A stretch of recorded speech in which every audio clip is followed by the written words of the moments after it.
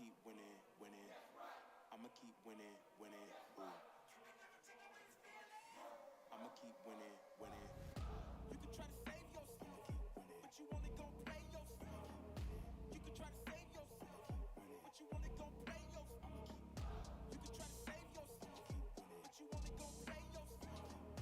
You can try to save yourself, but you wanna go play yourself. Yeah, you gon' need 100 men, 100 scopes, 100 cans just for you to watch what I'm doing under the sun again. God-given gift, MC's doing the running man. If you want me to get it poppin', may cost 100 pence. Yeah, what I supply is always in demand.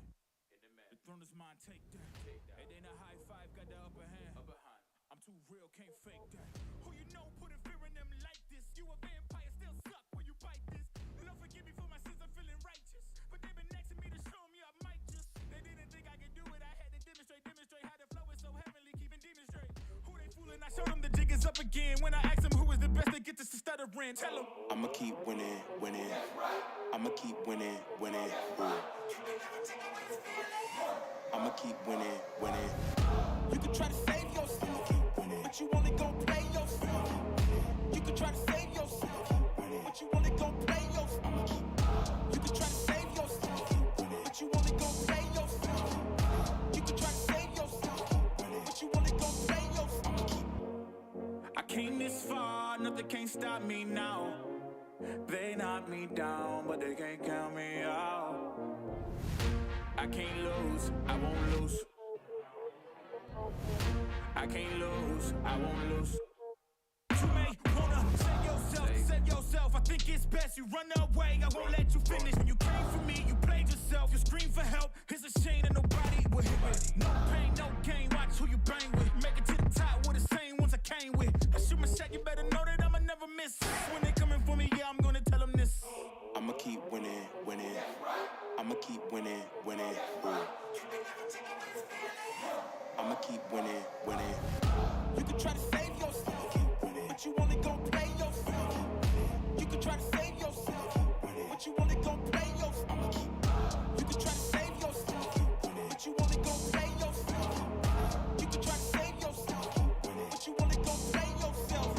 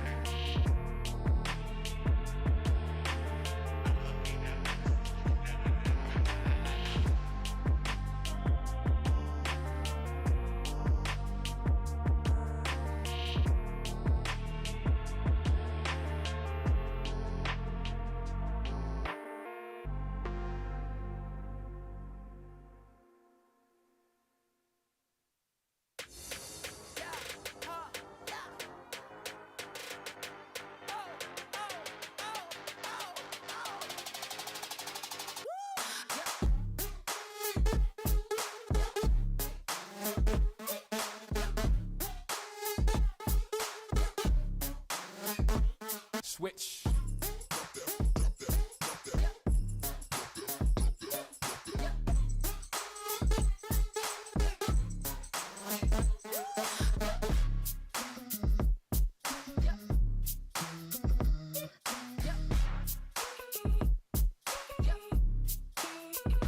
Switch.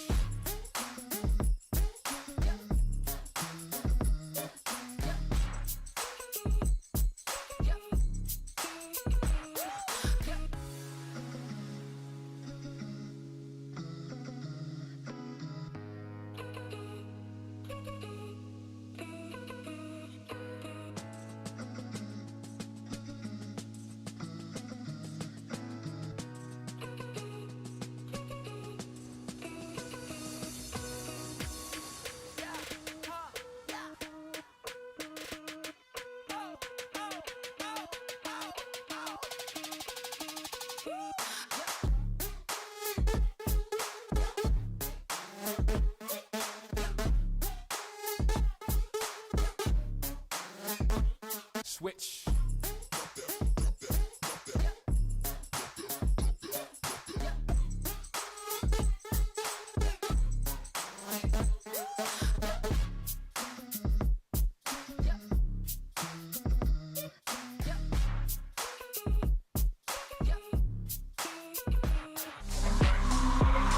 Whether you're drifting, grip racing, or heading to the drag strip, oil changes are a must.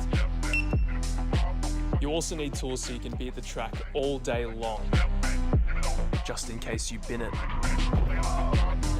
And if you do bin it, grab yourself some paint to touch up your car to make it look great again. Make sure you're prepared, and whatever happens at home or on track, get it done right at Autobahn. And everybody looking at me while I got them all in my sights. Picking them off, taking them out, looking like daylight in the night. And I'm killing so many if they really want to get involved. And everybody falling from the elevator, now I'm bright rice in this. It's like I'm rice and take a bite, it's nice. And I have a nice time with it. By the time that it finds the way to the right side of him, not even a Heimlich can save him. A selective finger to you imbeciles. Tell me what's been getting into you. I don't give a damn, like an auto with no time to kill. I've been feeling like the opposite of work. It's a work and it never been a purposeful thing to me. I just do what I love and it works for me. So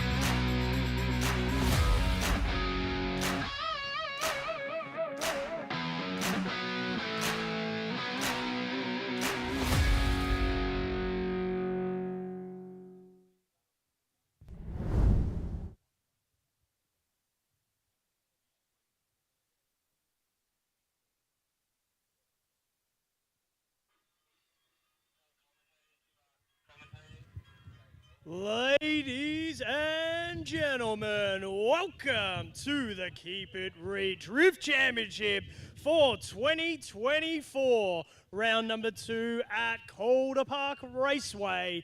And we are getting ready for our top 32 battles. My name's Cody B, joined here by Christian Stella in the tower. G'day, mate. How have you been today? I'm hot. It's tough, man. We're getting through it. We're smashing through it. We have the top 32 battles. We had an interesting qualifying set of runs before. It was actually quite interesting. Some cars didn't quite make it through because mechanical issues. Yep. Some guys tapped the wall. We saw a couple of near misses. It was everything. It was everything we ever wanted.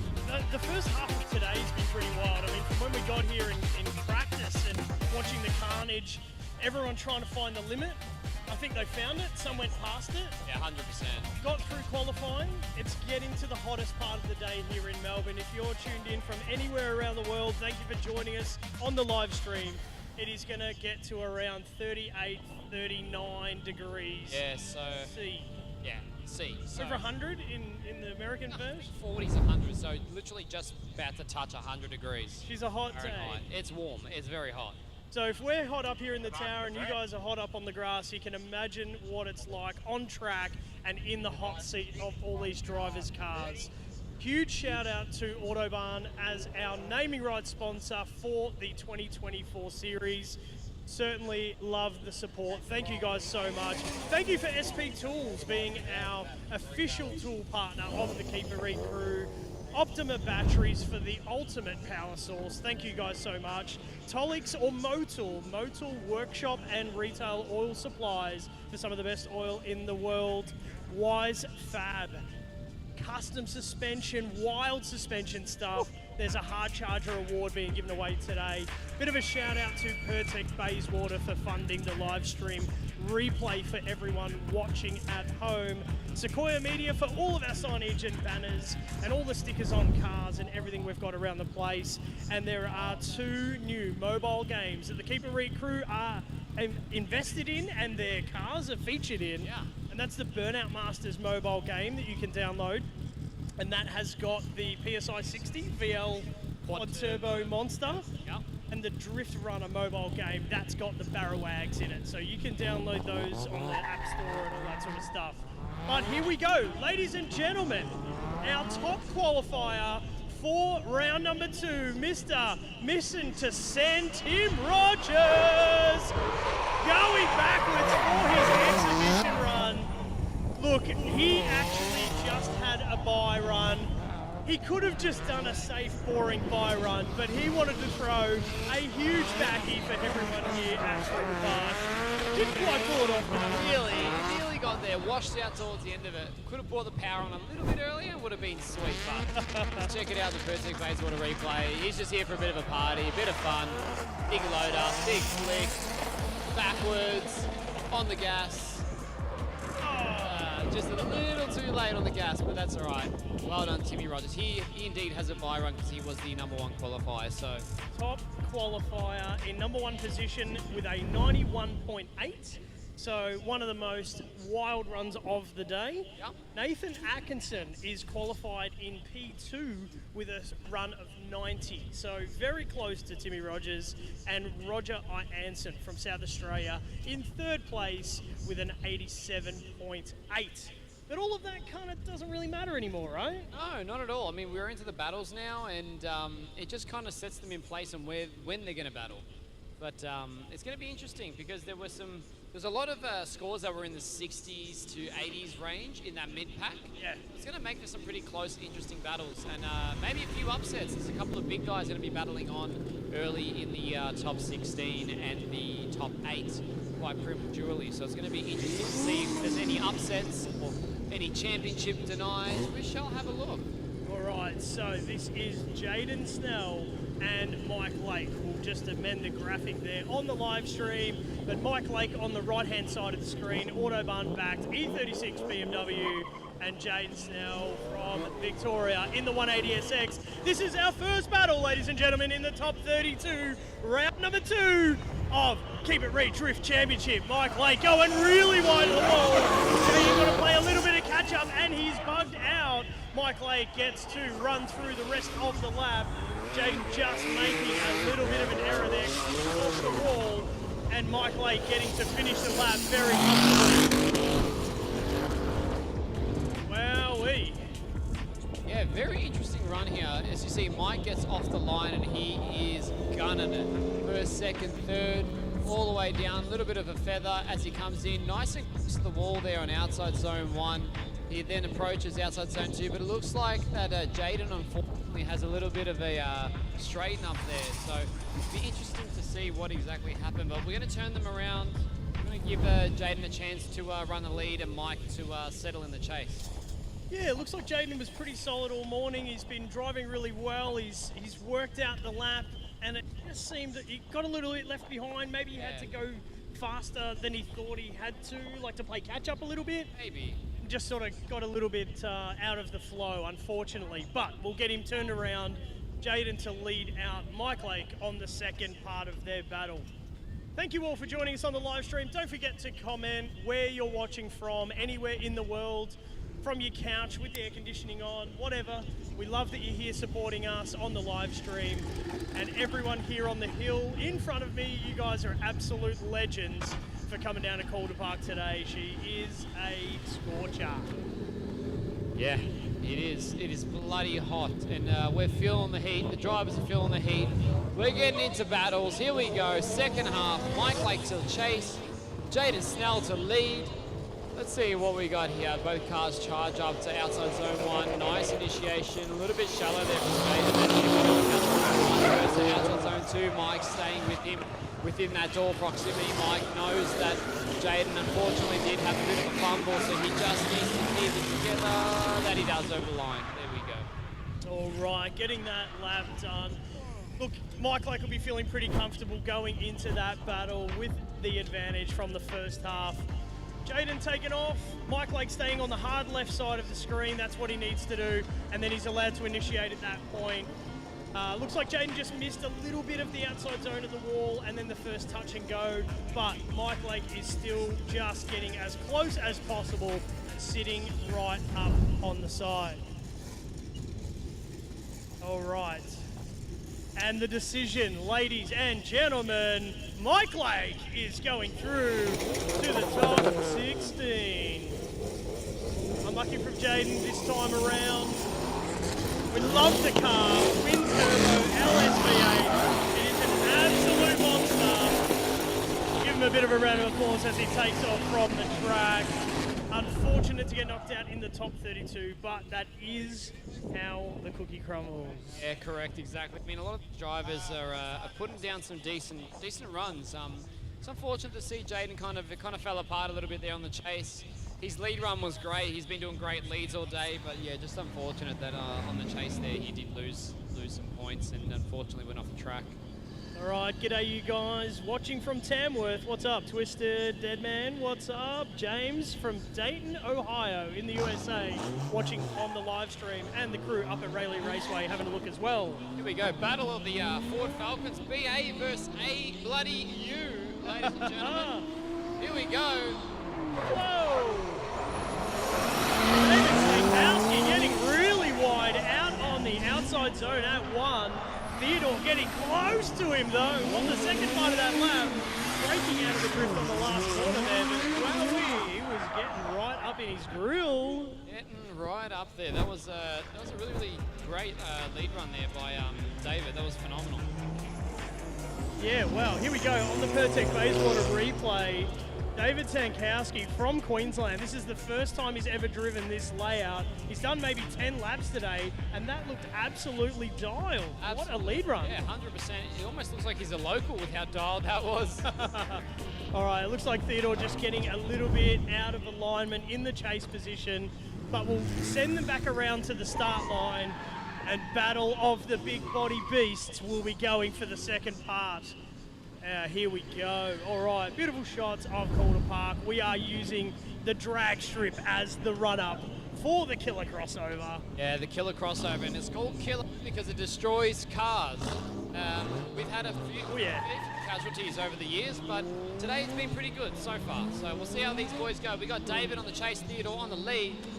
Theodore, big Scandi flick in, lots of speed. David trying to play catch up down outside zone 1. Theodore, a little bit of understeer, misses outside zone 2. David doing a phenomenal job there, just keeping that proximity.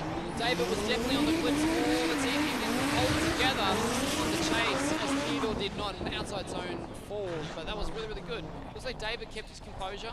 Yes. Theodore on the chase is a little bit of a wobble on outside zone 4. But look, all in all, both really solid runs.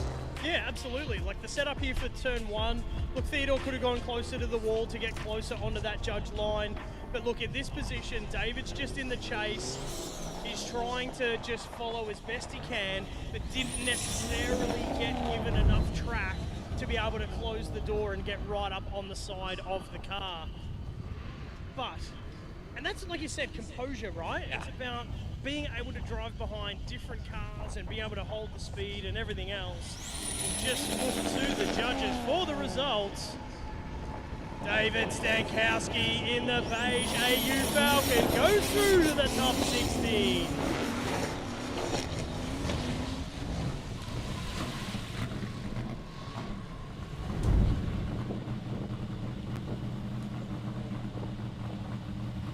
All right, ladies and gentlemen, we are ripping through this top 32. We have got some serious contenders on screen right now. We have some horsepower there. There's some horsepower, that's for sure. About 800 and something on the right of your screen. Yeah, 800 horsepower C6 Corvette, carbon Kevlar, piloted by Patrick Barlee. We got Matthew Taylor in the turbocharged E36 in the chase. Barlee's been putting down phenomenal runs all day. And here we go, Matthew Taylor. On his door. Barlee doing a great job outside zone 1, transitions to 2, snap over to 3. Matt doing a phenomenal job trying to keep proximity, trying to play catch up. That car is so fast. Matt's just doing everything in his power to play catch up basically at that point. You can see him trimming line and angle. An incredible chase from Matt Taylor on the C6 Corvette. It is such a quick car and it's such a smoke machine. So you've got to be really close to be able to still have vision so you know where you're going. Matt Taylor did a great job following the flow of the line of Patrick Barlee. We'd like to see them a little bit closer, but overall that was an incredible chase. Look, I don't think Barlee technically doesn't have an accelerator pedal, it's a smoke pedal. Fog cog. Yeah, exactly. The further he presses it, the more fog that appears. It's definitely difficult to chase a car that plummets smoke out of the rear tires because you can get lost in the line and then you don't see when they're braking or when the transition comes up because you have to kind of predict, right? So if you lose that visual, it's so hard. Really, really challenging. You are doing a serious amount of speed into turn 1 and then over the blind crest into the dome. You can't see anything. If there's too much tire smoke, you don't know where you're going. And that being a crest as well, it's very, very difficult. But let's check out the Pesic Bayswater replay here. Oh, Pat Barlee just scrubs the rear bar of that Corvette. He scraped carbon Kevlar on a concrete wall. There's like $5 gone every time he scrapes the wall, you know? Just money to burn or something, right? Oh, Is that what it is? Eyes to burn, more like it. Eyes to burn. And you'll see mounted onto the roof of these two vehicles is a new testing device we are using for judging. We're gathering a whole bunch of data, so we'll record some of that and share it later on. But we are go for round 2 of their battle. Matt Taylor in the lead, Patrick Barlee to chase him down. Gets through turn number 1, touch and go through turn 2. Similar sort of distance. Patrick's just hanging off the back of Matt Taylor a little bit to come through the second part of the lap and through the concrete jungle.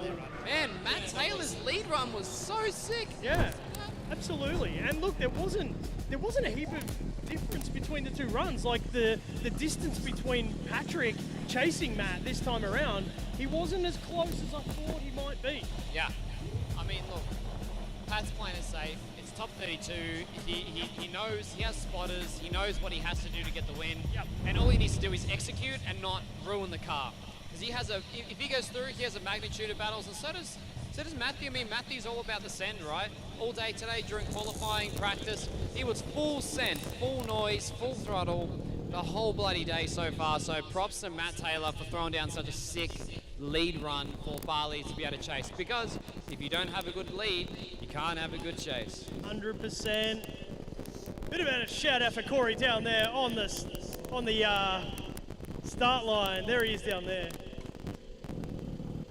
And we do have a result. Ladies and gentlemen, Patrick Barlee in the C6 Corvette gets the win this time around. by a narrow margin. Very, very, very tight battle there. I mean, look, Matthew, big props. He did a phenomenal job. He was versing the Giant. And there he goes. There's Matthew just tipping it in, mate. Go for a bit of a victory skid. Sends it off. All right, that is it. Moving through the top 32. Patrick Barlee goes to the next round. That looks like Danny Pesic lining up on the start line. And who's he versing? He's versing Luke Foley in the Nissan R32, the bright blue one with the big wang. Hey, and it's a bye run.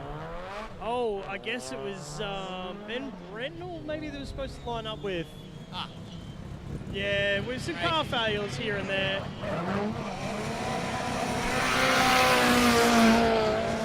Danny Pesic getting to do a bit of a bye run. For our viewing pleasure, that is a sweet, sweet sound. Okay, so Danny Pesic was meant to be versing Ben Brentnell, I think. but Ben Brentnell had issues with his fuel cell. Yeah. And then after that, he went out and he said that apparently there was an axle that he was looking for. Right, so right. I think he just has had a day of just absolute shenanigans and dramas. So Tough day for Ben Brentnell. Very one tough half day. Of Murray River Motorsport. All the guys up there on the river, absolutely loving what they're about. here we go. This is Luke Foley and Marcus McCarthy. Here we go. These two boys. These two are good drivers, man. They're good drivers. Absolutely. It's going to be interesting. I'm looking at the top 32 thinking that some of these battles could be very much a top 4, a top 2 sort of battle for the win situation. But I'm pretty excited for this one. Luke Foley, he missed out on round 1, but he has entered round 2 of the KIR Drift Championship for 2024. Marcus McCarthy, obviously a veteran of competition drifting in Victoria. These guys getting the thumbs up from our starter. Away we go. Marcus McCarthy on the right. He'll be in the lead position. Luke Foley on the left of the screen in the chase position. Big entry into turn number 1, right down there on the wall. Luke's come off the wall early just to play a little bit of catch up. Marcus McCarthy getting into the outside zones. Luke Foley just trimming the line a little bit to come in and close the door. Good lead run from Marcus McCarthy. Yeah, awesome lead run by Marcus. I mean, he did hit that left foot brake pretty hard on outside zone 2, but his line was great. There was nothing wrong with his line. Everything was smooth. Let's check out the Pesic Bayswater replay. Enters the outside zone 1 great. Luke Foley, unfortunately, just falling a little shallow there on the wall, and then it kind of ruined his line. He didn't commit up on the wall with Marcus, so anything that Marcus did after that point basically was null and void for an error. So, look, Marcus put down a phenomenal lead run. Luke's just had to get closer, but hopefully Marcus has a spotter and he knows now not to go too hard. He'll probably have to just play a little bit tame, still chase, but don't go too crazy. Thumbs up and away from the line they go. This time, the blue R32 Skyline in the lead. Luke Foley, Marcus McCarthy going to chase him down. Both cars full noise down the front straight. Luke Foley just dropping line a little bit, not quite getting into that first outside zone on the crossover, but Marcus McCarthy right there on his rear fender, almost rubbing tyre. He's getting close. Marcus McCarthy going to be a serious contender today, I reckon. That's where he can't help himself. He knows he doesn't have to throw it too hard, but he just goes hard regardless. I mean, that's just Marcus, though. He's here for a good time. Standard Marcus McCarthy. Yeah, absolutely love it. Well, he did actually make a little bit of contact. He did touch him. There was a little bit of contact on the Pesic Bayswater replay. Bit of a wheel drop as well. There's a few things for the judges to dissect there. And we'll just wait for the call. And the winner going through to the top 16, Marcus McCarthy. Mr. Backy McCarthy going through to the next round.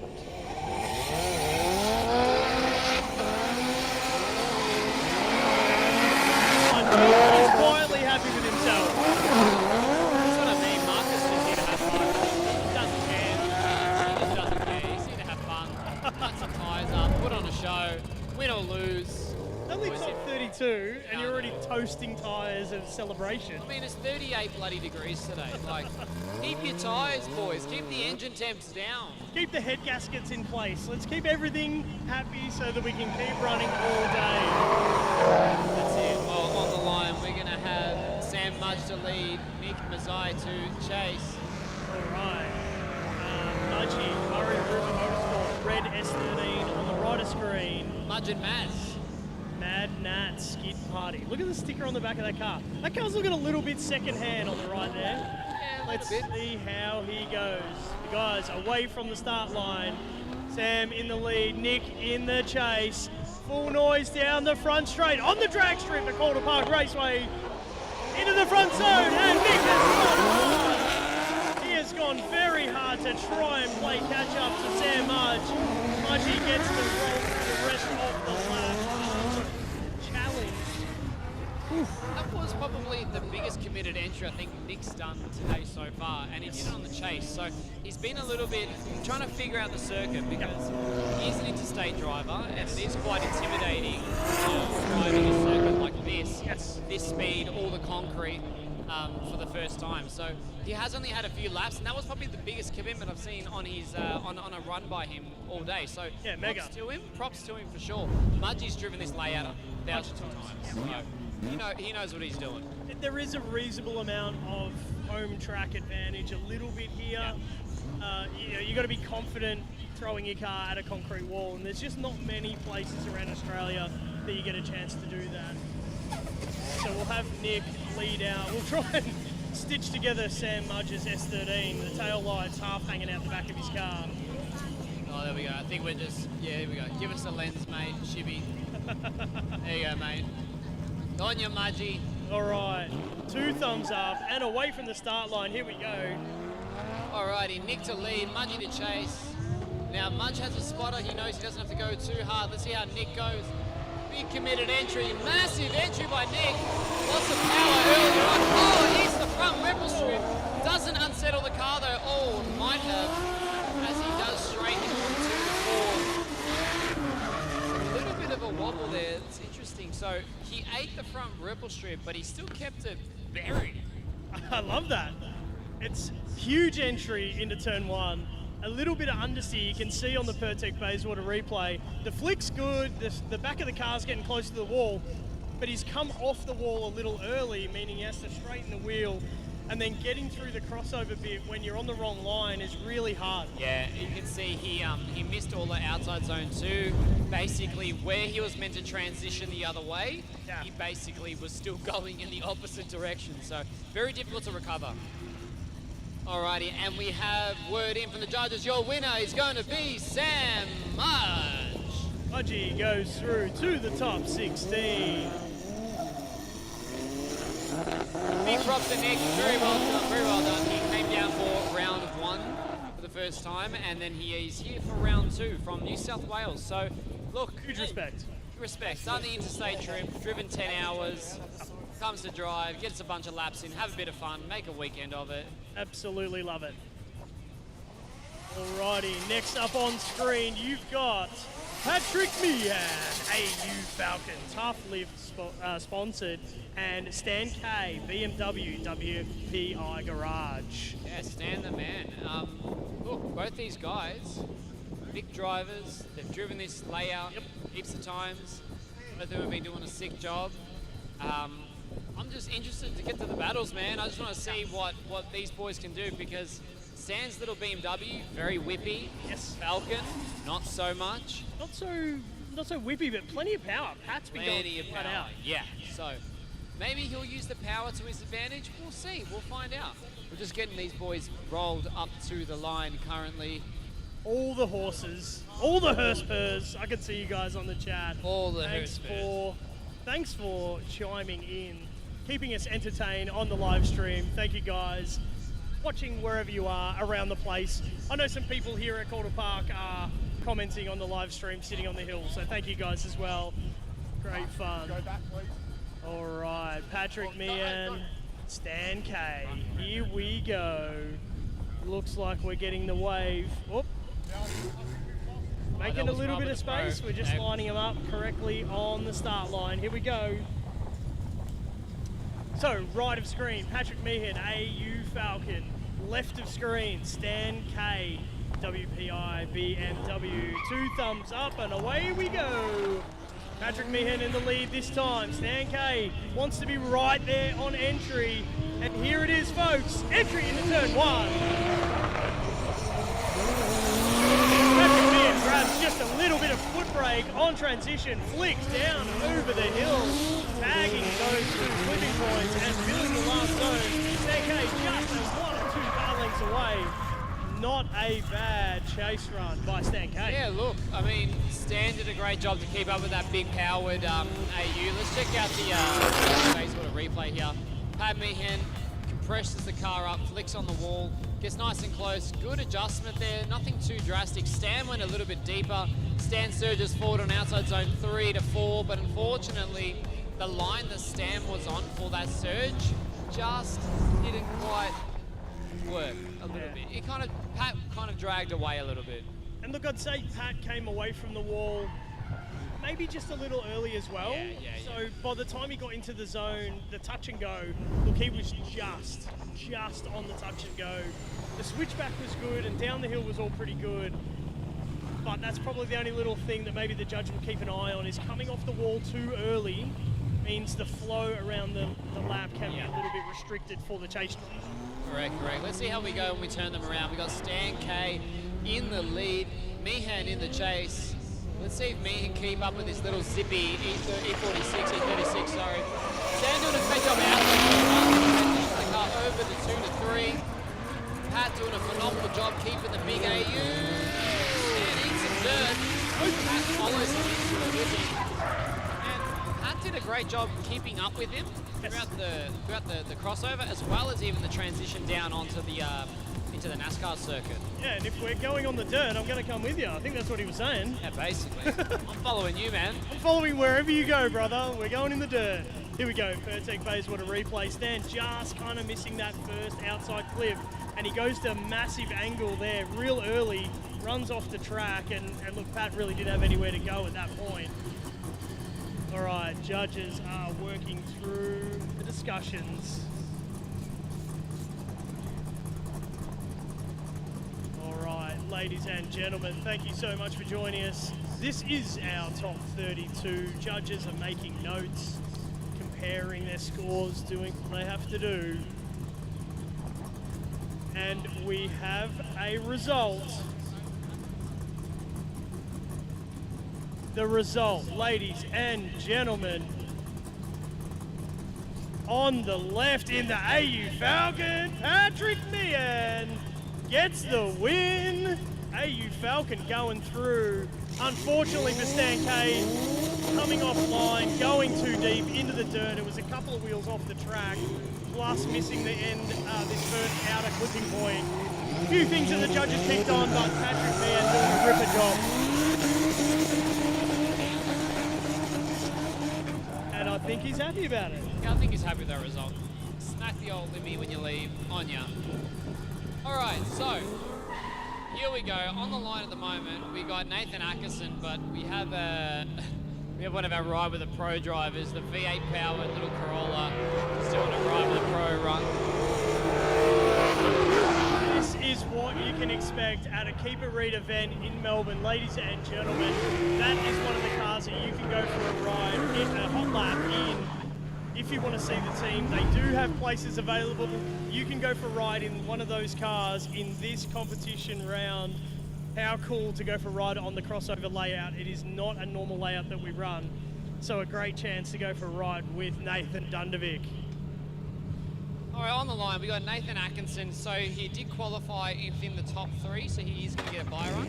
All Nathan has to do is just basically drive the circuit. He doesn't have to do anything crazy. Qualified second, so you're just going to put down a lap. So Nathan, without further ado, go nuts, mate.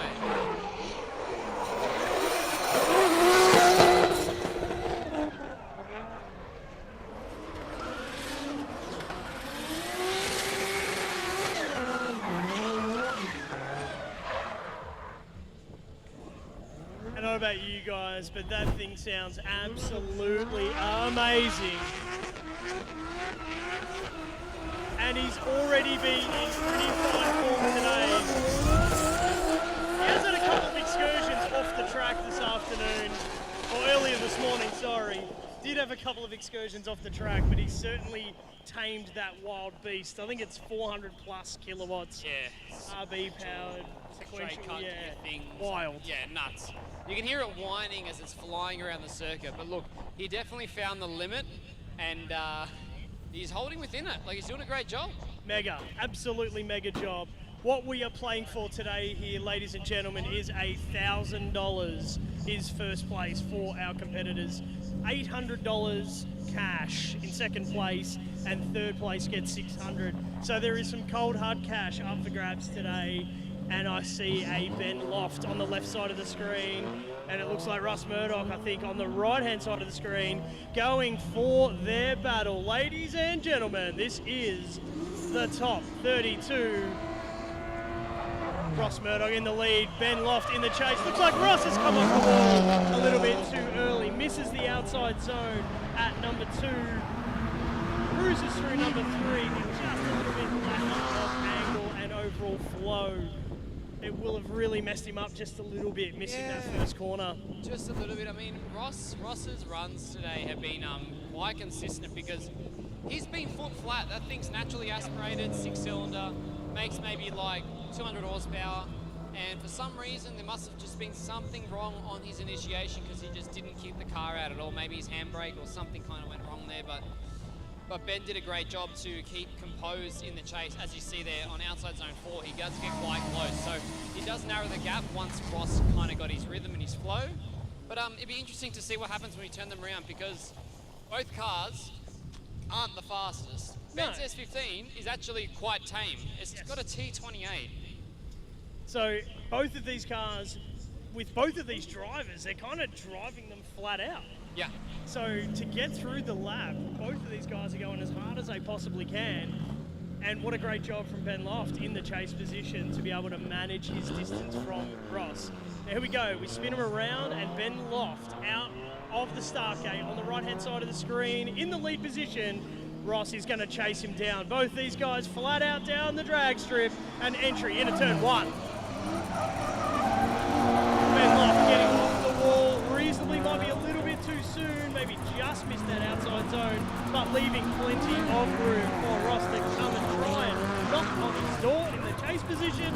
Just didn't quite get there. And did a great job maintaining that wide qualifying line. Let's check out the Pesic Bayswater replay here. Ben flicks the car outside zone 1, misses 2, but then Ross is still playing catch up, nails 3. Ben's been doing that all day. He has been missing outside zone 2. I think that car just doesn't have enough power to. Real struggle. It's a real struggle. It's really gripped up. It's really, really gripped up. But ladies and gentlemen, the judges have decided your winner is going to be Ben Loft. Well done to Ben Loft, getting through the first battle in the top 32. Tough break for Ross Murdoch. Driving really well today.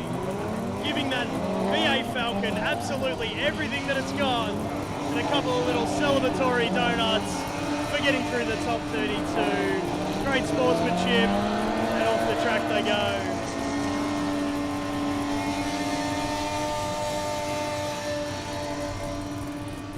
That is every single horsepower that VA Falcon has. All right, he gets off the line and out the back. Unfortunately knocked out for today, but that's all right. Okay, more Ride with a Pro. Nathan Dundervik going full send down the drag strip with a very brave passenger in the side of that car. Phenomenal job. Nearly over-rotated. What a wild ride. Incredible driving. All right. Moving through to the next battle, we have the LZ World Tour Champion, Cam Martin, on the right-hand side of the screen, going up against new kid on the block in the Keep It Real Battle series is Gav Conine in the BMW in the chase position. Gav has very, very low power. Cam Martin letting him play catch-up, not going as hard on initiation. Gav doing a great job keeping up with Cam there in the high-powered 4-door R33, almost minor contact there. Gavin did a great job keeping it off him on outside zone 2 to 3. Cam fulfilling outside zone 4. Wow, that got a little shaky towards the end there. And look, Cam, phenomenal job, knows he's driving up against a slower car. He doesn't sandbag him, doesn't leg it down the straight. He just drives up alongside him and goes, come on, mate, let's do it. Let's go for a battle. Let's have some fun. I think that's good. But he nearly cooked it. Yeah. Like he went to massive angle coming off the back of the outside zone 2. Gone to big angle on the crossover bit and might have slowed down Gav just a little bit. You know, Gav's playing catch up always in that car. He's got to drive it 110% always. Yeah. So the margin for error is so small. And look, props to him, especially the hardest part for a low power car is the initiation. He almost caught a shallower line than Cam, enough to the point where he was going to create contact on 2 to 3. But look, both these guys, great drivers. Cam kept it buried and Gav laid off the accelerator, tapped the brakes a little bit, readjusted, and away he went. So great job by both these drivers. We're going to flip them around. Gav's going to lead. Cam's going to chase. Now, this is the hard part. Can you chase a slow car in a fast car? It's really tough. It is harder than anyone thinks because you got a power band, right? Yep. Cam's car's full boost might be like $4 grand. If you're not there on the right level of acceleration, wheel speed, road speed, Yeah. it can be very hard to get boost in that car. All right, entry into turn number 1. Gav Conine running the wall really tight, but Cam Martin sitting there right on his door, giving him a little bit of room to transition down to that bottom zone. Maybe a puff of dirt, dropping a wheel by Gav Conine, but Cam Martin is still right there next to him. Man, Gav did a textbook job on a low power car running a bloody qualifying run. Let's check out the Pesic Bayswater replay here. Nice wide weight transfer by Gav. Kept it a little shallow so he can actually make almost out to outside zone 2. He kind of misses it. Cam just sitting there in the pocket. Nothing too crazy. Little bit of a dirt drop there by Gav in the lead, but Cam did a phenomenal job to maintain that proximity in the chase. So props to both drivers. Killing it. All qualifying, killing it, all practice. We'll see how we go. Some good driving from both. Obviously a couple of errors here and there. The judges will work through the deductions and see what of the errors were worse. I think that's probably the point, is understanding what part of the lap is highly judged, more critical. Is it the first half? In qualifying, they were saying the first half of the lap is more important to get right. The second half of the lap is worth slightly less value, but judges working through, having conversations, getting it done. All right, thanks to you guys all making comments on the live stream. Absolute bunch of legends. Yeah, I've got to give a shout out to Corey's boots as always. There's a shout out on the live stream. Josh, loving the boots, brother. Corey. All right, judges are working through the results. There we go. Bit of a shout out to our sponsors for today. Huge shout out, Autobarn, for being the naming rights of our Drift Championship for 2024. Right, there's lots of hand signals, lots of communicating. You know it's tight. You think they've got an answer.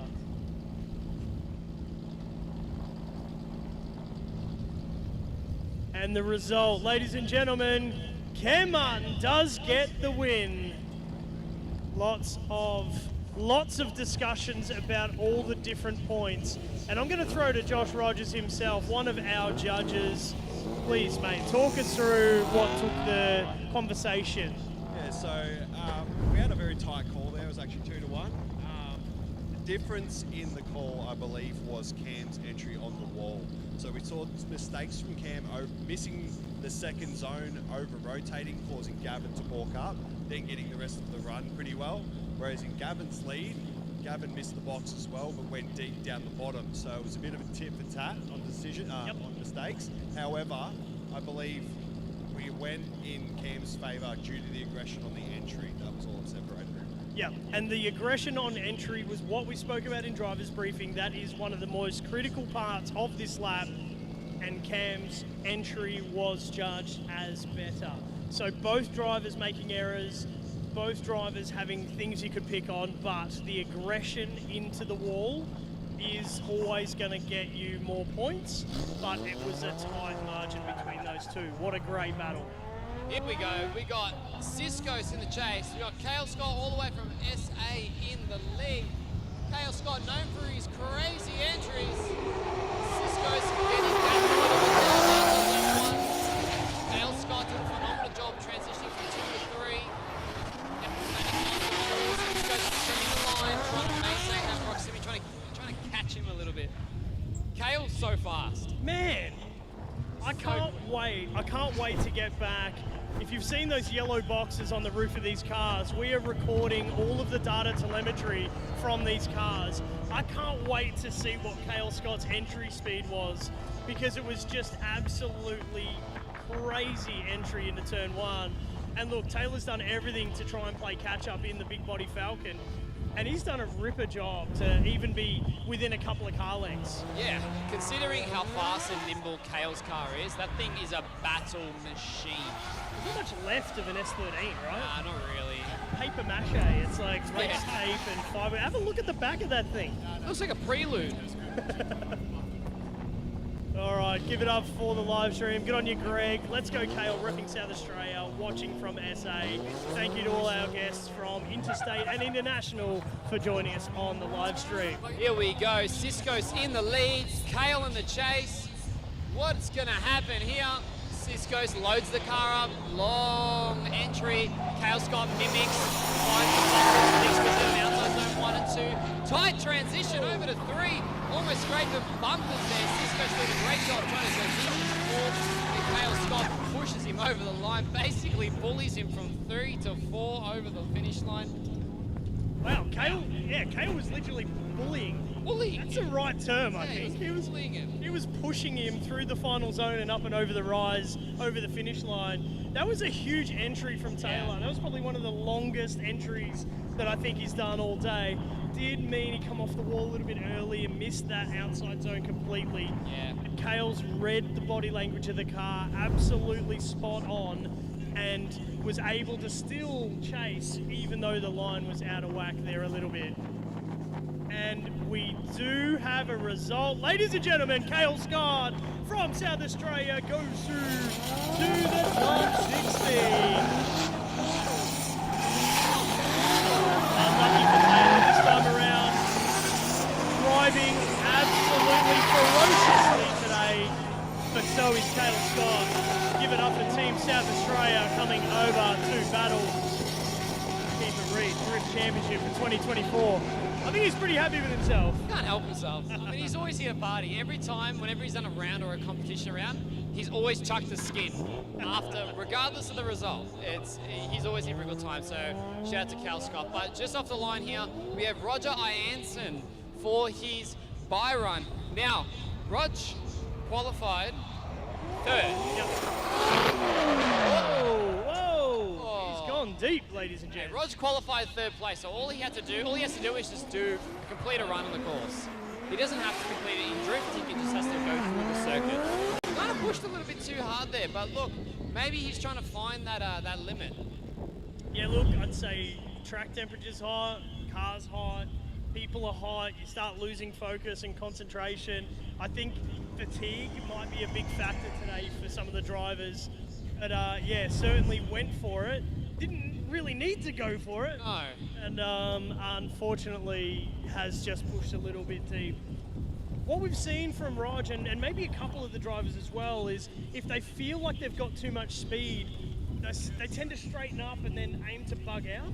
Yeah. Instead of winding on more angle and getting on the power, because you could recover a slide using more sideways momentum to slow you down, and getting on the power sooner can help recover it as well. So out on track right now, another one of our Ride with a Pro drivers. That's Pete from Drift Cadet, taking people for hot laps in his Harrop Supercharged 86 Drift Cadet machine. Whole bunch of good times we've had in that car over the years, taking people for hot laps around the crossover. All right, next up on screen, right of screen is Cody Moxon, LS-powered KE70 Corolla. Can you believe it? A KE70, it was probably your grandma's car back in the day. Yep. Got a V8 under the bonnet? Oh yeah. And the other car, Jason Hayden, Team 2J. 2JZ under the bonnet of the car with the big wing. Entry into turn 1. Cody Moxon holding a heap of road speed, doing a great job, hanging onto the line. Switch back through the crossover, down deep into the final zone, hanging onto it and smoking it out of the concrete jungle. That was a solid lead run from Cody. Yeah, I mean, Cody's been driving great. This is his second event in this car, fresh build, and he's just sent it. Let's check out the Pesic base, what a replay here. So Jason had quite a gap straight off the line. Didn't quite get as close on the run-up as what he should have, but then did manage to mimic and follow Cody quite well. He does trim a lot of angle in line. You can see that Jason doesn't actually have the same amount of angle as Cody, but the gap is closing, so you know, the chase car is always going to be on a shallower line than the lead car, but it's just interesting to see that when you set yourself up on the first corner, when you enter on the door of the other car, you set yourself up for the remainder of the circuit. Yeah, I think that's the thing. You can see the drivers, if the chase driver initiates too far back, it's hard to close the door. Yeah. You've got to be really aggressive on your initiation and try and get into the door, into the pocket as soon as possible, because it's easier to maintain it than it is to try and close that gap. Creator, yeah, that's correct. All right, here we go, turning them around. Jason Hayden to lead, Team 2J. Cody Moxon, the KIR V8 in the chase. Cody trying to close the gap there on initiation. Very aggressive entry there for the chase driver. Jason doing a great job on outside zone 1 and 2. The transitions over to 3, down to 4. Cody's sinking right there with him in the pocket. Nice and close, same proximity the whole time. Cody's chase was just a little bit closer. Jason's lead was equally as good. Let's check out the Pesic base water replay. I reckon this is Jason's best lead run of the day. A little bit outside of that zone, unfortunately, might get knocked a little bit there. Cody actually did a better job in the chase position to hit all of the right clipping points. Jason was very, very quick throughout the whole lap, but just missing that outside zone on number 1 could really well hurt him. We'll get the judges to go through what they think as well. 2J under the bonnet. Take a look at that engine turbo. bay. The turbo's the size of my head. Check out the engine bay in that car. Jason's build is absolutely insane. And then Cody's car, big V8. Speaking of which, Cody Moxon takes the win in the V8 KE70. Jason Hayden in the Team 2J S14. Fortunately being knocked out, but Jason's always here for a good time, and so are these boys. Look at them go. Couple of skids.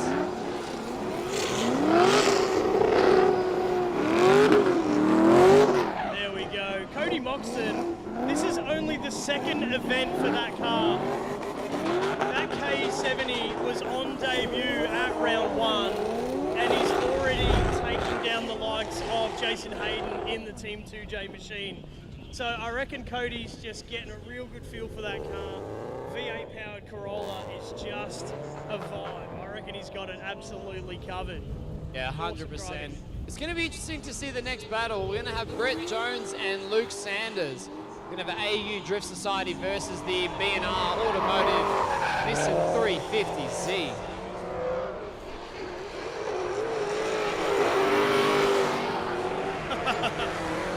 The person in the passenger seat of that ride along was absolutely loving it. All right, if you're in Victoria at a Keep It Read event, make sure you book yourself in for a ride with a pro. It is a hell of a good time. All right, it's Falcon Day, ladies and gentlemen. That looks like a Mr. Sanders on the right-hand side going up against Brett Jones in the 350Z from South Australia. Victoria versus South Australia, Aussie versus Jab. Yep.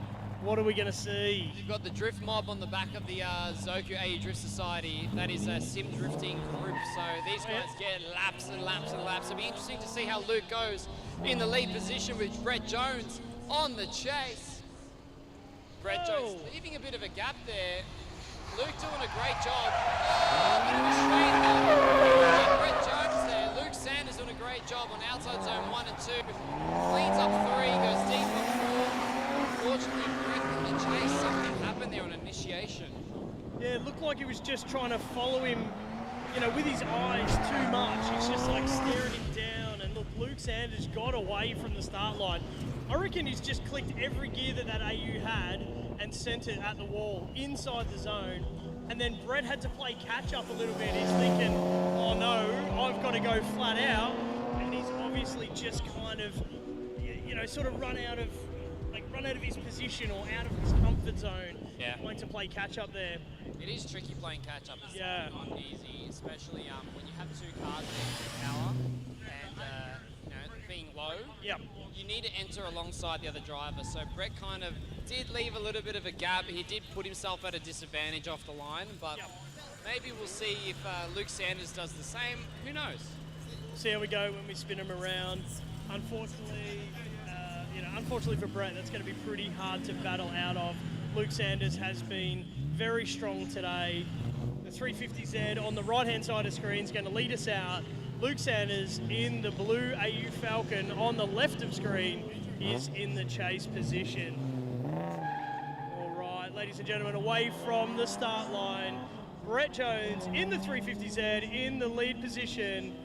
Here we go, initiate into turn 1. Doesn't quite go wide enough. Brett Jones just running out of line there a little bit. Luke Sanders just got to keep his composure and get through the lap. Brett Jones doing a much better job in the second half of the lap, but just the initiation up on the wall looks like it's just a bit of a challenge for the 350. Here we go on the Pesic Bayswater replay.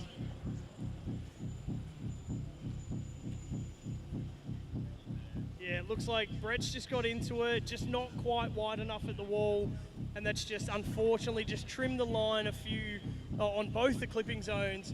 Gets the second half of the run done pretty well, but a lot of the points are awarded. Points are awarded obviously in the start of the lap. We do have a result, ladies and gentlemen. AU Falcon goes through. Luke Sanders gets the win in the top 32, knocking out Brett Jones this time from South Australia. We appreciate you coming over the border and helping the team. I think he's probably only done about 10 laps of this track. A lot of the big guys have got a lot of experience here. Getting it done, ladies and gentlemen. And we are down to the final battle of our top 32. Jamie Stevkovski and Warick Fitzgerald. AU Falcon versus RX-7. Probably the only Mazda RX-7 that I think we have in all of Australia, maybe. I haven't seen many FD RX-7s. There might be one or two. Yeah, there's not many at all. There's definitely, I think there's one more that I've seen. Oh, maybe one or two more. One had a 20B back in the day. I can't remember if you own that. Wow. But this is going back 6 plus, maybe 8 years now. There was a 20B that used to compete, and it was off its bloody head. Wild. Yeah. Well, this FD RX-7's got an RB25 for you guys playing at home. We'll get this ride with a pro lap out of the way, and we'll be sending Jamie versus Woz. Jamie Stevkovski in the lead. All right. AU versus Ford Falcon. Aussie versus JDM versus Again, RX-7. it's like Aussie versus Jap again. It's going to be like that from now on, I guarantee you. All right. So Jamie's car, even though it is a Ford, I'm going to call it an S13 because that thing steers like an S13. But let's see how they go here. Look how it transitions. Watch this. So we got Sankowski in the lead. Snaps up onto the wall. Warick leaves a little bit of a gap there. Jamie leverages on the angle on outside zone 2. Warick then tries to play catch up, trimming a lot of angle and proximity, trying to gain it. He tries to gain the proximity by really shallowing up on 2 to 3 and then even down to 4 just to try and play catch up and play chase with Jamie. Jamie's car is fast, and it has a lot of lock. A lot of lock, a lot of grip. It's a really well set up AU Falcon. Here we go. Pesic Bayswater replay. Jamie nailing the outside zone there, right near the ripple strip. Woz is allowed to trim the line there to play catch up just a little bit, but it looks like Woz might have dropped at least a wheel off in zone number 4, right down the bottom of the hill there. Little bit of a challenging chase run from Woz. I know he's a really strong lead driver as well, so let's just see how Jamie goes in the chase position. Mr. Stevkovski from Victoria, AU Falcon, an absolute monster of a car, and the WazFab pink FTRX7 ready to line up, ready to go again. That looks like some fresh battle scars from Jamie's car on the left or right hand side tail light there. All right, here we go. Waz in the lead, Jamie in the chase. Waz taken off on the line, Jamie sticking up alongside with him as they both blast down the drag strip. Jamie leaving a bit of a gap there. Waz getting ahead. Outside zone 1. Between him and Waz, and outside zone 1 to 2. Jamie goes to trim the line, surges forward, unfortunately over rotates coming from 3 to 4, and Waz does just complete the run. Now, I wonder if that over rotation was is going to be the deciding factor. Let's check it out on the Pertec Bayswater replay. Waz has got plenty of power, plenty of road speed to get going. He does grab the back wheels in that first zone, but he misses zone number 2 altogether, which might be that he had to slow the car down a little bit because he was going in with a heap of road speed. Yeah. I mean, Jamie, obviously he was playing catch up, so he's trimmed the line a little bit and he's trying to go for it to play catch up. Yeah. It's be interesting to see how it kind of happens, because there's a magnitude of like problems in that run. It's not perfect. So yeah, that's probably the hardest thing to judge, is when there's a run that's not bang on perfect. So there's no distinguished factor what causes it. So yeah, it'd be interesting to see where the judges swing this decision, because both drivers did make some errors both in their leads and their chases.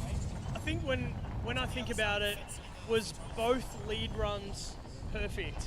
No. You know, were both chases perfect? No. And how, you know, whose errors were worse? Do you call the gap on the start worse? It's just so hard. Judges are deliberating, working through all the criterias.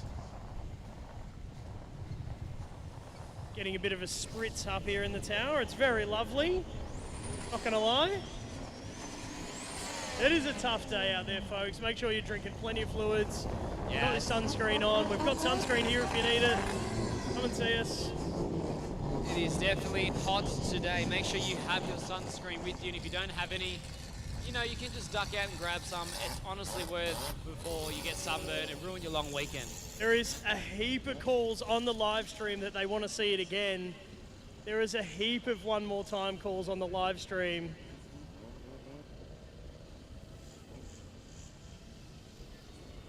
All right, you guys on the live stream, thank you for commenting. Corey! One more time. Who's that? Twisted. He wants a one more time. Cruise Control and wants a one more time. Who else?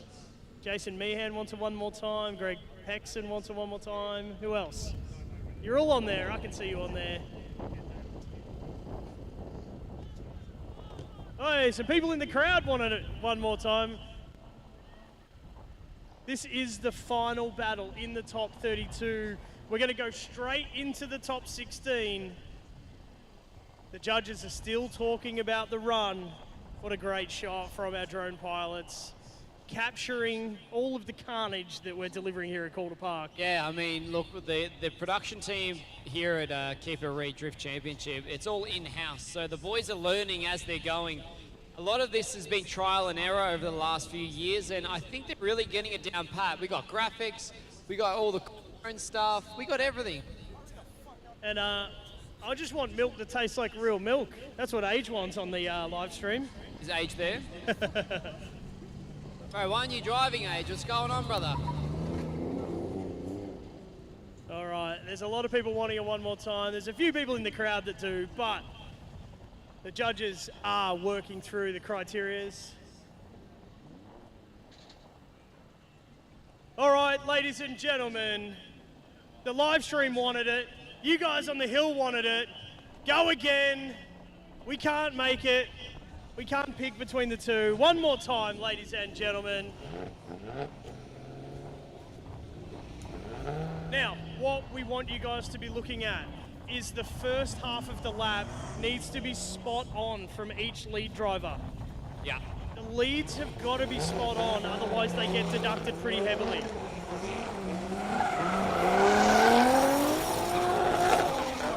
Yeah, both drivers definitely need to put down a solid lead. Unfortunately, they both had a lot of errors, and the judges were nitpicking, but thought, you know what, instead of ending the decision on an upset, let's let them run again, see how they go, and then, yeah, just full send. All right, we're going to send them around to the start line again.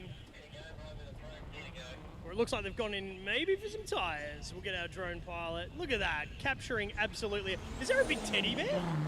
That is a giant bear. teddy bear on the back of a car in the show and shine. What the hell?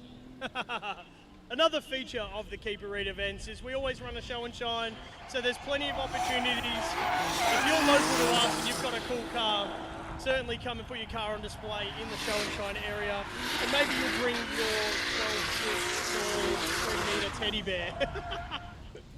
There you go. Bet you haven't seen that, folks. Oh, we got a bit of cloud coverage right now. This feels absolutely phenomenal. Vine. Please drop in temperature. Melbourne. All right. That is an epic shot. Who is that? Is that Ken? Is it Ken's convertible? Who's got a MX-5? Is it an MX-5? I can't tell. There's a teddy bear on it. Make sure you tune in on the live stream on YouTube. Check out Keep It Read. Obviously, while you're there, after the event, check out all the crazy builds and all the fun things that the guys at the Keep It Read factory do on YouTube. All right, while you're there, snag yourself some merch. They've got a whole bunch of t-shirts, hats, bunch of stuff to look after you. We want to make sure that you're sun smart today, but also we want to keep growing the brand. We want to keep growing the sport. It's really good to be able to wear a brand for something that you think's cool. You know, you're going to tell people it's about a drift club in Victoria that are absolutely sick. They put on wicked shows.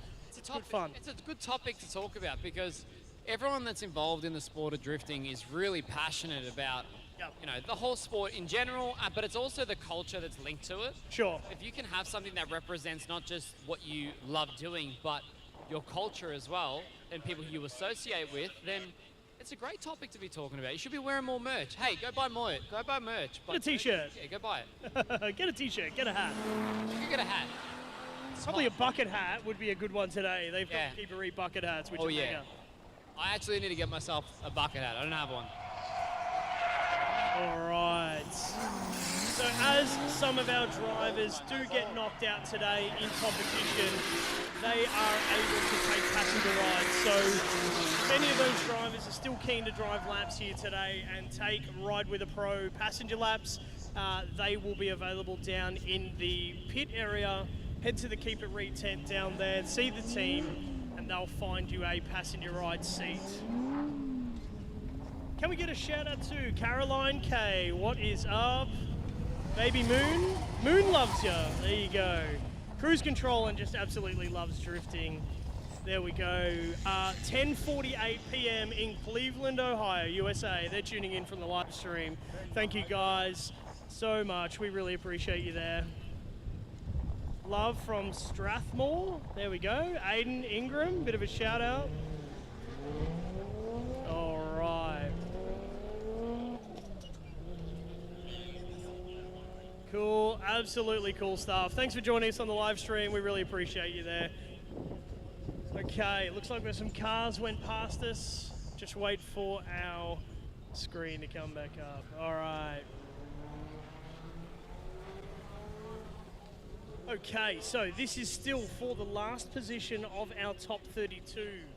So our Motul Fluids top 16 is shaping up rather excitingly. It's a serious top 16 ahead of us. Tim Rogers versus Mike Lake. David Stankowski versus Patrick Barlee. You got Danny Pesic and Marcus McCarthy. They're good mates. Sam Mudge versus Patrick Mian.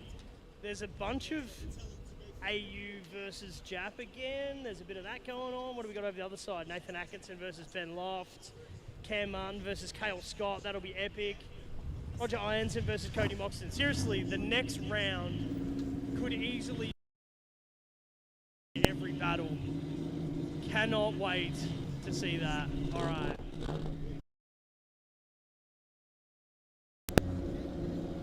most certainly do not Torionis on the live stream. I most certainly do not. Or maybe today because it's a bit hot and sweaty. All right. We do have a little bit of down comms up here, but we are going to send the battle for you guys. You can still see it on the live stream, but we can't up top. But that is Jamie Stevkovski in the lead, was Fitzgerald in the chase. Jamie just touches the ripple strip, was does the same. Jamie flicks to big angle down to the bottom corner and was a couple of car lengths away over the finish line. Well. Jamie's commitment into outside zone 1 and 2 was insane. Perfect angle, perfect speed, full loft, bloody amazing. Let's check out the Pesic Bayswater replay and really hone in on exactly what kind of unfolded here, because that was honestly an insane initiation by the lead car. Was did a great job to try and keep up with him, but then as they come outside to outside zone 4 here, yeah, they did a good job. When Woz was there, he had a little fumble, a little straighten here and there, trying to keep up. Probably didn't expect Jamie's car or a Falcon to have that much steering lock. As we explained countless times, that thing's basically like an S13. Like it's not a Falcon. Yeah, I can't believe how that car rotates on the front axle. Like you can see Jamie just throw it in and it flicks to angle with such confidence. It just looks like a Japanese car. I don't know what he's done to the front end of it, but the AU is absolutely mega. So I think maybe Woz was just hanging back just a little bit, just to sort of see how it was all going to run, but he really struggled to play catch up. That is 2 thumbs up from the start line, and Warick Fitzgerald in the lead. Jamie Stevkovski in the chase. Let's go, ladies and gentlemen, into turn 1. Much closer this time. Jamie right there with him, had to make a correction to straight up in the second position. Was in the lead, tagging that touch and go, filling that zone, going deep, but slowing up just a little bit. But Jaden right there with him. Wow, okay, so that was interesting. Jamie caught Woz on initiation. Let's check out the Pesic Bayswater replay here. Jamie entered alongside Woz now, didn't leave that length. As he flicks up onto him, he can close the gap by trimming some line. Slight understeer there by Jamie, as Woz did throw in quite an absorbent amount of speed into outside zone 1 to 2, then misses outside zone 4, but they're both 8-3. It's kind of interesting because same as before, there was some errors here and there. You know, it's not always perfect. It can never always be perfect. But it's really interesting to see where the judges will swing this. And hello, that's us in the tower. We're just, hello there. Live stream. We're just chilling here. It's like a sauna. We're loving life. It's been great. It's phenomenal. Everyone else having a great old time. You guys at home that are watching, I hope you've got an ice cream and a nice cold drink. Wish I had a beer with me, but we'll get them a bit later once we've knocked out the top 32 out of the way, and we do have a result. And it is Jamie Stevkovski in the AU Falcon going through to the Motul top 16. That is our final position in the top 16. Unfortunately for Woz, does get knocked out today, but I'm sure he'll be happy to take that prize. There we go, comes off the track. Jamie does get the win. Alrighty, so we are going directly into the top 16 right now. We have cars lined up on...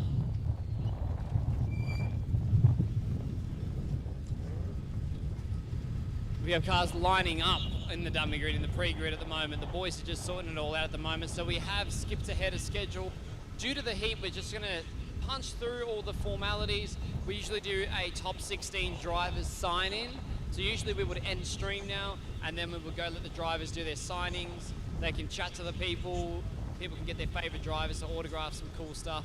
And then we go into the top 16. But what we're doing is, as you can see in the top of your screen here at home and here at the event venue, just down in front of us in the pre-grid, we have all the top 16 drivers getting ready, preparing, having a chit chat, having a bit of a gas bag, but we're gonna get straight back to it very, very, very shortly.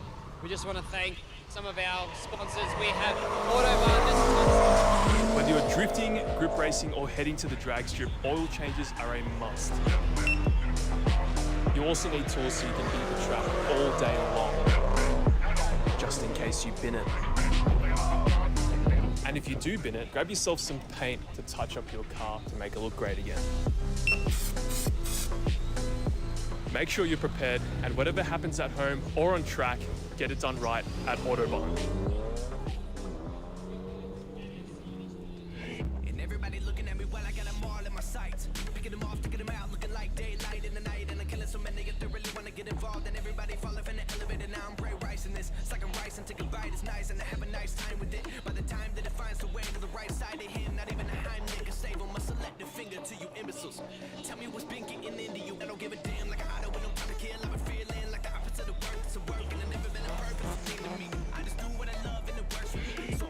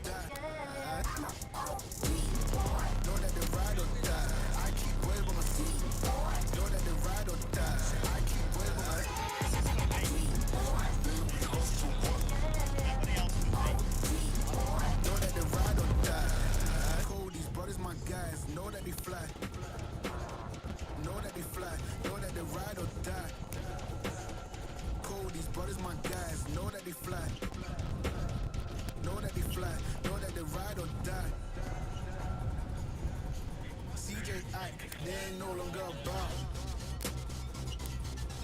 They ain't no longer about. They ain't no longer about. longer about.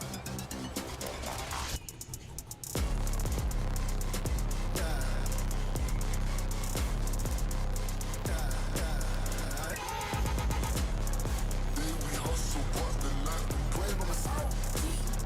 Know that they ride or die.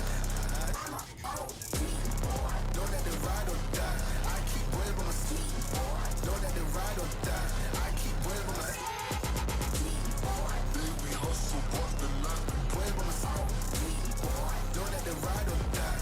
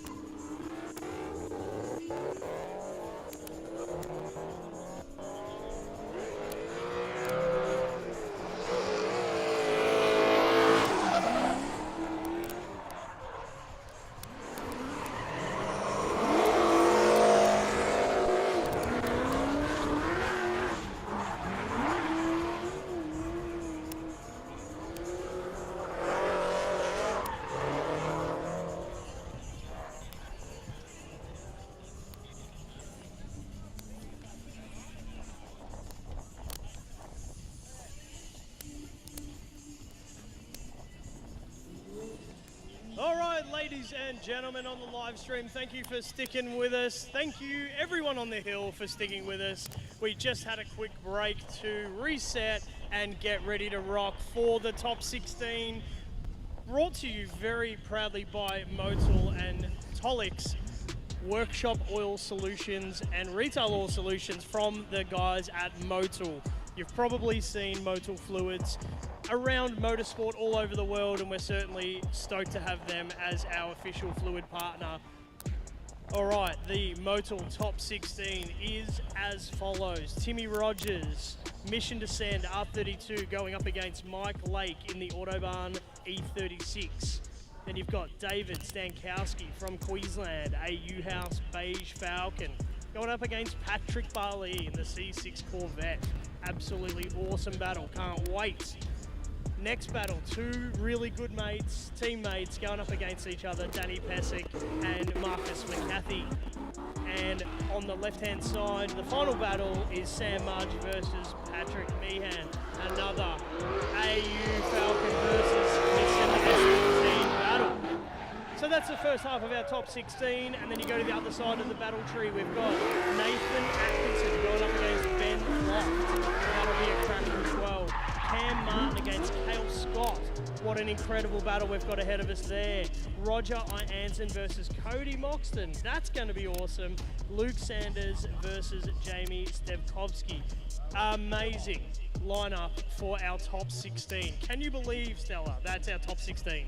Honestly, these drivers that are driving, we say their names every second month over and over again, but you got to remember, these guys drive only when the event is on, and their driving keeps getting better and better and better, and the lineup for the top 16 is going to be amazing. Tim Rogers and Mike Lake, this is going to be one you're going to want to watch. So if you've got us up in the on the TV at home, and you can hear us, and you're off in the kitchen making some food or something, Come back. Get the food, come back.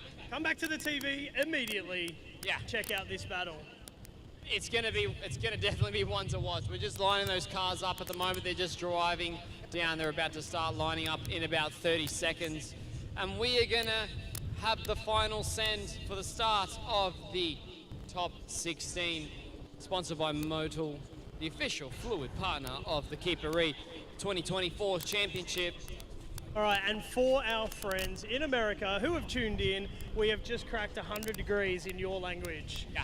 It's 37.8 degrees here in Melbourne, and that's 100 Fahrenheit for you guys in the States. So she's a warm one out here at the track today. Yeah, it's pretty warm. These cars, these drivers, track temps are probably around the 110, 115 mark. These drivers are going to be losing focus. They've got to try and stay on their A game, the heat, the cars. Everything's hating its life except for the water that we're consuming over and over again. That's the only thing that we're... I like the water spray over my back that I got just before. That was lovely. The spritzing was lovely, wasn't it? But for round 3 coming up in the coming month, we are going to be heading over to the Thunderdome.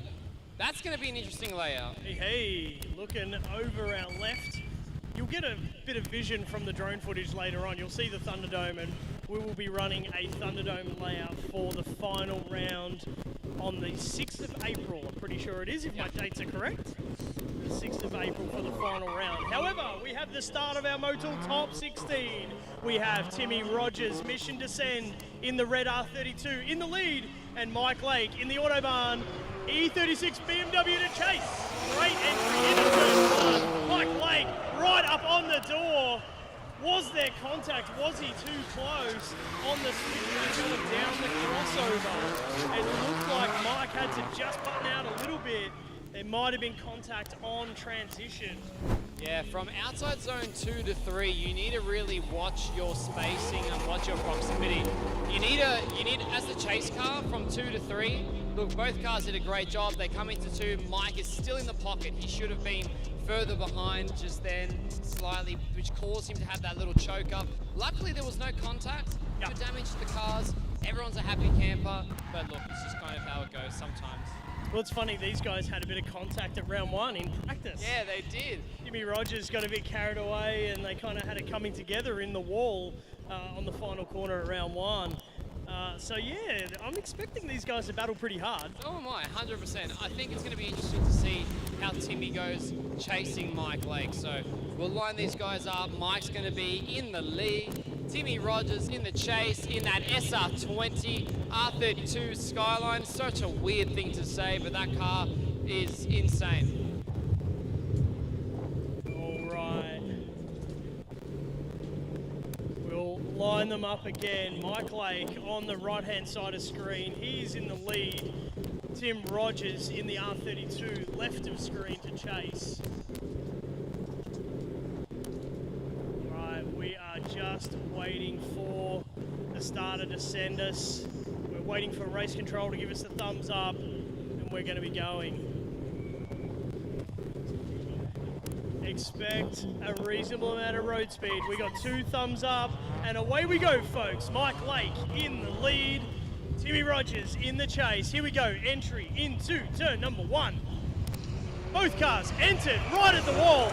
Mike Lake, a little bit of a correction in the front position, but Timmy Rogers sitting right there in the pocket. So close, so close. And they've come together on the final clipping point. They have come together. Wow, wowee. The transition timing on both of those cars, in bloody save.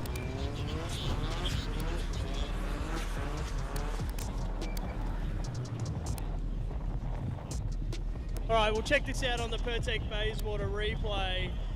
Mike Lake just collecting the inside zone there. A little bit of contact on the switchback. Mike Lake's put his hand up.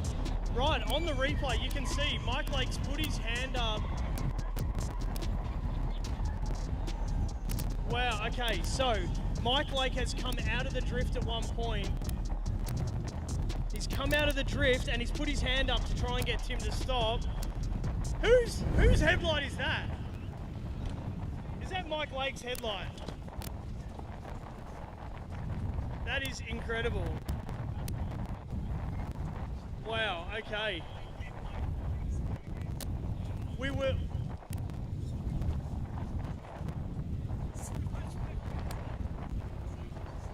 Wow, okay, so. There is plenty going on here. There is so much going on. We were expecting a pretty close battle from these guys, and we certainly did get it. We're getting rubbing and racing. But there you go, folks. Timmy Rogers down there in the R32 does get the win. Unfortunately, Mike's come out of the drift in his lead position, and Tim was right there on him, pushing him around the track. Wow, we were expecting a close battle, and we absolutely got just that. But Timmy Rogers goes through to the top 8, knocking out Mike Lake.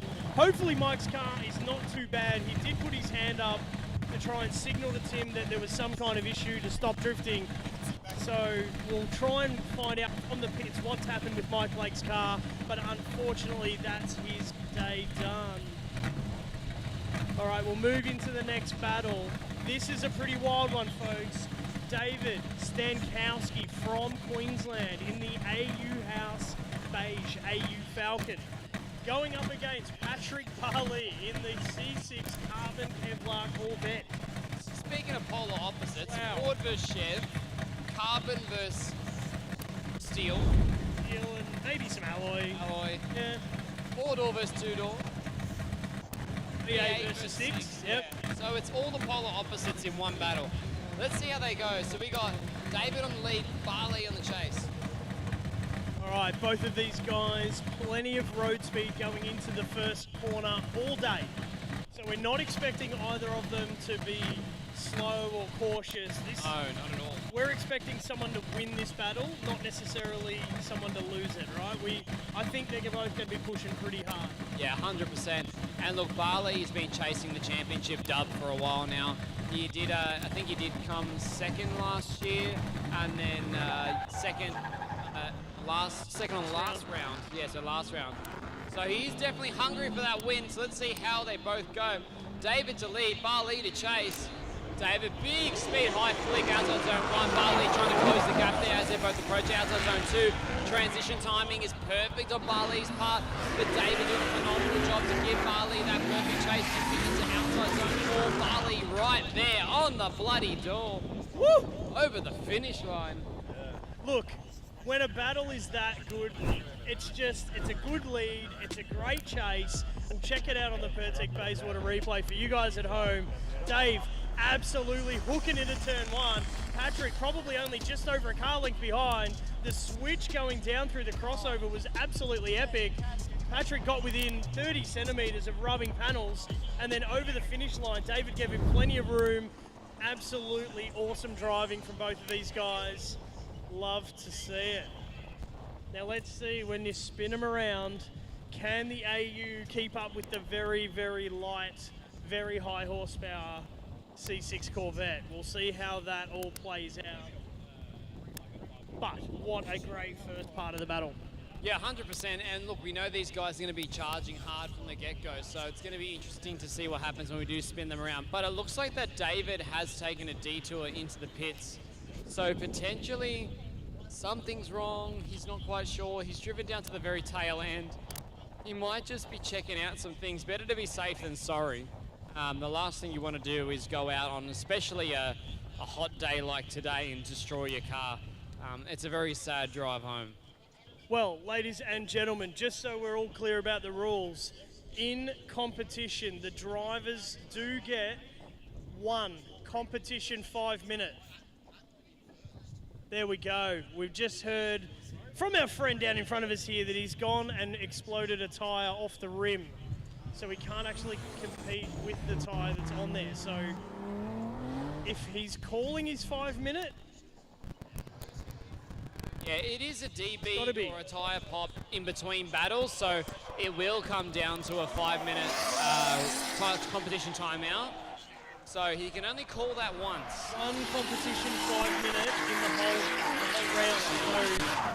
So pulling it in the top 16 is a little bit scary. All right, so race control and judges have confirmed that, Dave has called a competition 5 minute, so we can put a tyre back on a rim to compete with Patrick again. But we are going to move on to the next battle between Danny Pesic and Marcus McCarthy while we wait for the competition 5 minute rule to play out. Okay, so keep record of that. Dave has only got one competition 5 minute and he's already called it. So if he goes through this battle, that's it. No more DBs. No more. Not allowed to. If you DB'd again, tough luck. Go out with the DB'd tyre. But it should be interesting to see the next battle. This is a. You know what? So okay, let me backtrack. During lunch, I went over to get myself some pizza. Yep. Whilst I was eating, Danny Pesic and Marcus McCarthy were both standing there getting pizza, and they said, "Hey, you know, if we both win our top 32 battles, we're going to battle each other." Oh no! In the top 16. Yep. And they've gone, well, damn, I don't want to battle you straight away. I want to see you in the end. But as the qualifying standings sit, unfortunately, Marcus kind of didn't really climb that high, so. You know, his qualifying runs are a little bit average, so he's struggling with the car, but he's going to be battling one of his good mates, Danny, in the top 16. So this is a good thing, as well as like oh, that sucks. It sucks for them. Good for us. We get to see a podium battle in front of us in the top 16 this early in the day. Well, that's it. And look, Marcus has driven Danny's car a bunch of times. They both sort of know each other's style. They've both driven together a fair bit. 2 thumbs up from the starter. Danny Pesic on the right-hand side of screen, leading us out with Marcus backing McCarthy in the chase. Here we go, folks. Entry into turn 1. Danny Pesic running the wall. What an awesome entry into turn 1. Touch and go done. Third touch and go done. Big angle into the last zone and blaze over the finish line. What an epic run. That was amazing. Let's check out the Pesic Bayswater replay here and have a look and see. So as you see, Danny goes right up with speed, tags the wall, perfect. Marcus McCarthy trying to play catch up a little bit. He does have a bit of a car gap, but then closes it towards the end of outside zone 3, creeping up onto 4. Just almost a little bit of contact there on the rear tyre, but he keeps it off of it. That was a phenomenal job by Marcus, but his initiation and entry wasn't bang on the door off the rim. Look, I'm going to say that Danny Pesic's entry and his transition into the first part of the crossover was easily his best of the day, and one of the best out of everything we've seen in the battle so far. Yeah. His entry was absolutely wild. Let's see what happens when Marcus McCarthy leads him out. Here we go, folks. Flat out, top of third gear, down the drag strip, entry into turn 1. Marcus back in McCarthy, probably going backwards. Misses outside zone 2 just a little bit, gets into zone 3, and a big wheel drop down into the end of the run. But both of these guys super aggressive. Marcus, what a mega entry. Here we go. Murdoch Bayswater replay. So here we got Marcus, big snap flick. Almost does the same thing that Danny did, but he comes so shallow onto outside zone 2, eats 3, takes the wrong line in, drops almost 2 tires, and then creeps up over the finish line. Fortunately, it looks like Marcus his initiation and entry into outside zone 1 was committed, but he left it way too early. He should have stayed in it for longer, which would have definitely benefited him in the line going into outside zone 2, therefore setting him up with the correct speed for 3 and 4. So it'll be interesting to see what happens here. The judges are talking and deliberating because they still need to make a decision. Like, it's not as clear cut as just the lead run. Sometimes the chase as well, because you need a good lead run to make a good chase, but Danny's chase was still nearly solid the whole way through, so it'll be interesting to see what happens. The live stream is absolutely blowing up for a one more time. I don't know what the judges are going to call. Alrighty, and I think the judges have a decision. It is going to be Danny Pesic. Danny Pesic gets the win, takes down one of his good mates. What a huge scalp in the top 16.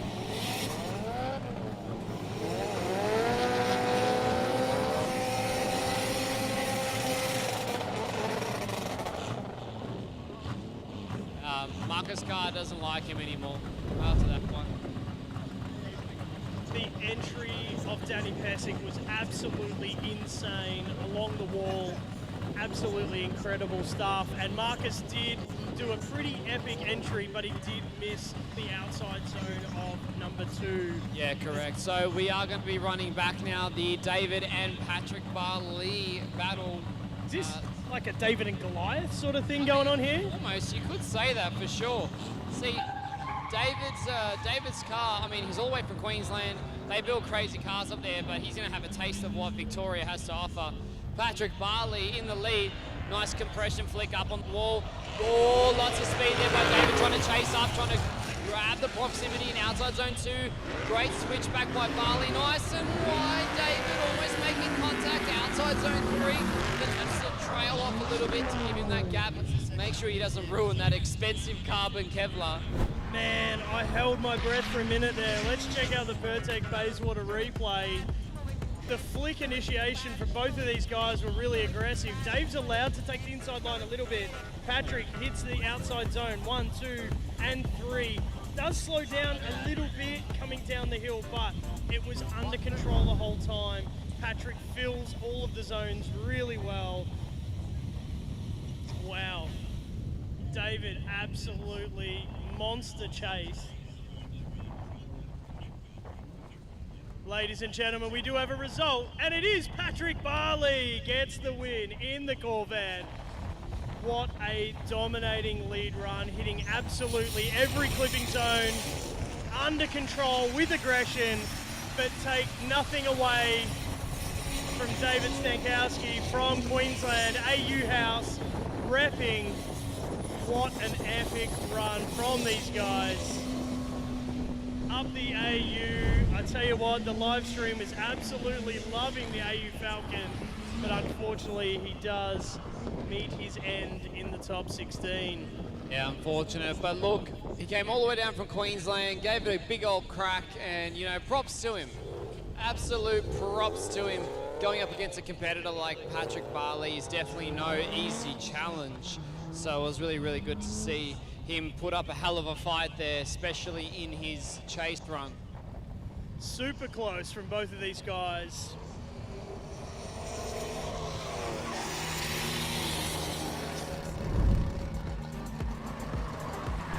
All right, getting the ride with the pro laps done. It looks like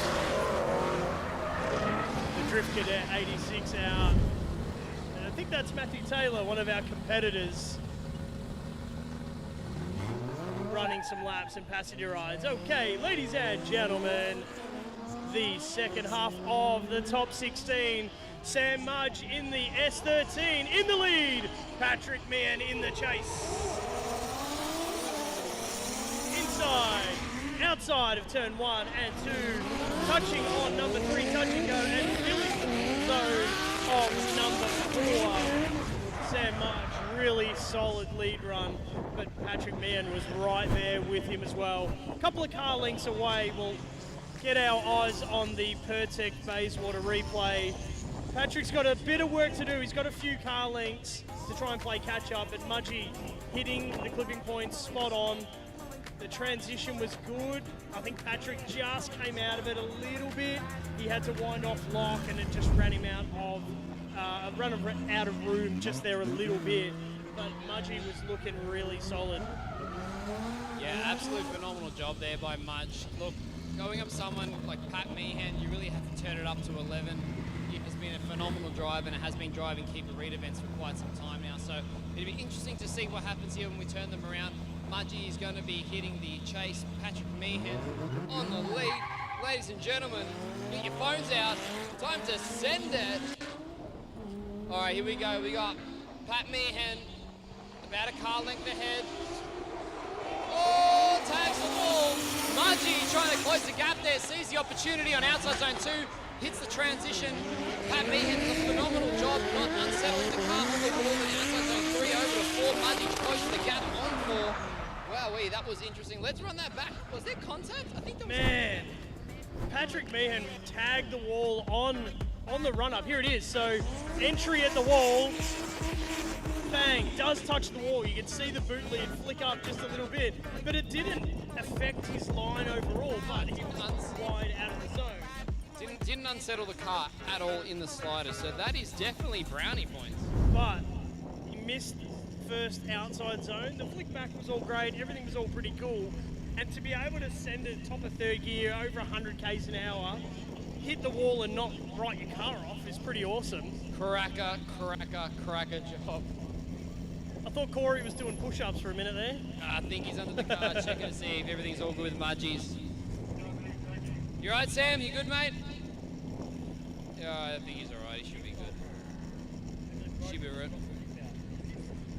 All right, judges are working through the criteria. We do have a result. Ladies and gentlemen, Sam Mudge in the S13 is going through, ladies and gentlemen, to the top 8.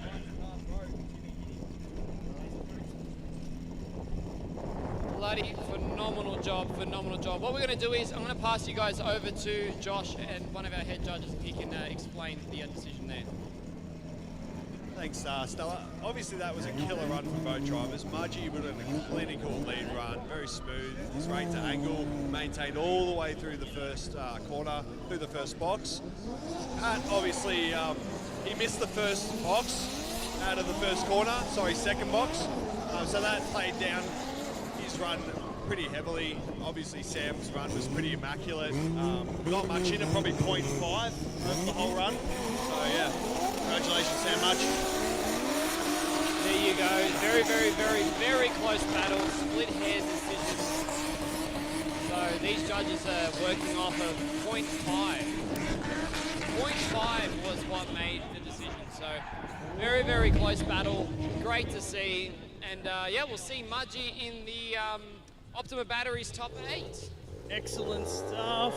Thank you for those words, Josh. It's always great to get the judges' feedback so you guys at home know what's going on and everyone here on the hill can see clearly what's going on. All right, we've got our Ride with the Pro on track, taking hot laps. We'll get that out of the way and we'll be rocking and rolling again. We are moving through the second half now of our top 16. So the next few battles ahead of us. Nathan Atkinson versus Ben Loft. Ooh, looking forward to that one. Oh yeah. And Cam Martin versus Kale Scott. Everyone from South Australia watching on the live stream, get ready to cheer on your man. But we have a battle, folks. Ben Loft and Nathan Atkinson. Nathan to lead, Ben Loft in the chase. Here we go, folks. Entry by Nathan along the wall and super fast. Ben Loft is doing everything he can to catch up. The cars are two very different spec vehicles. Ben Loft's allowed to trim the line just a little bit to play catch up, but Wowee, Nathan Atkinson is a rocket. Atkinson almost looked like that he coasted a little bit too far out there on outside zone 2, but let's check out the Pesic replay here. So Nathan did a great job there, outside zone 1. He did just touch the last part of the box of the touch and go on outside zone 2, then transitions over to 3, slapping his door. Come on, Ben, get on the door. He's loving it. It's a party out there. They're not even competing anymore. They're basically just having this is an expression session, but just battles. I love when it's a competition, but they're both having such a good time. And it makes for better battles for us to watch. It's 100%. so cool. Yeah, these guys are pushing it to the absolute limit to not only give you guys the best entertainment possible, but also to entertain themselves, because what's any fun in being serious? Like, Yeah. you know, have some fun. Yeah, on the live stream, cruise control and street versus pro. Absolutely. Like, the cars are two very different spec. But the challenge now for Nathan in the green and black S13 is, can he tame the wild beast and be able to sit behind Ben Loft's car when they are such a different spec? Here we go, folks, down the drag strip. First, second, third gear. Here goes the initiation. Ben Loft in the lead. Contact on the wall. Right there, side by side. Ben Loft had to correct his mistake, unfortunately. Nathan Atkinson doing everything he can to just float there in the pocket. Yeah, that was interesting. So Ben did have quite a big error on the wall, and props to Nathan for not decimating and actually holding off. You could hear him lap the throttle. It was like bum, bum, bum, bum, bum. He was waiting for it. As you see, Ben had a hiccup. Nathan's waiting, hits the accelerator because he needs to. A little bit of left foot brake to maintain in that pocket, and then just follows along an outside zone 3 and 4. But it looks like that Ben tagged the wall, which was, Yeah. I mean, he lost the S15 taillight lens. Like, that can't be cheap, surely. The tail light's gone, it's disintegrated. His fiberglass disintegrated. Front bumper's half hanging off. He's having a go, ladies and gentlemen. 100%. Alright, the wind is picking up down here just a little bit. Judges are working through the criteria. Obviously Nathan really fast, but Ben Loft doing an epic job. Alright.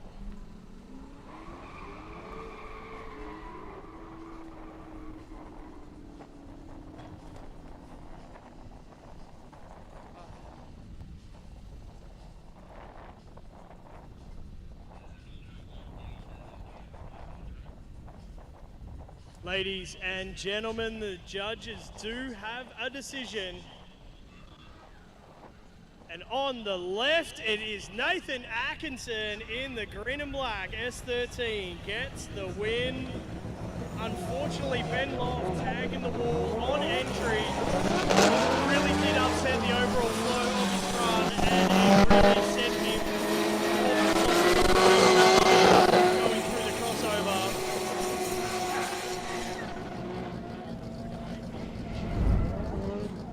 Unfortunately,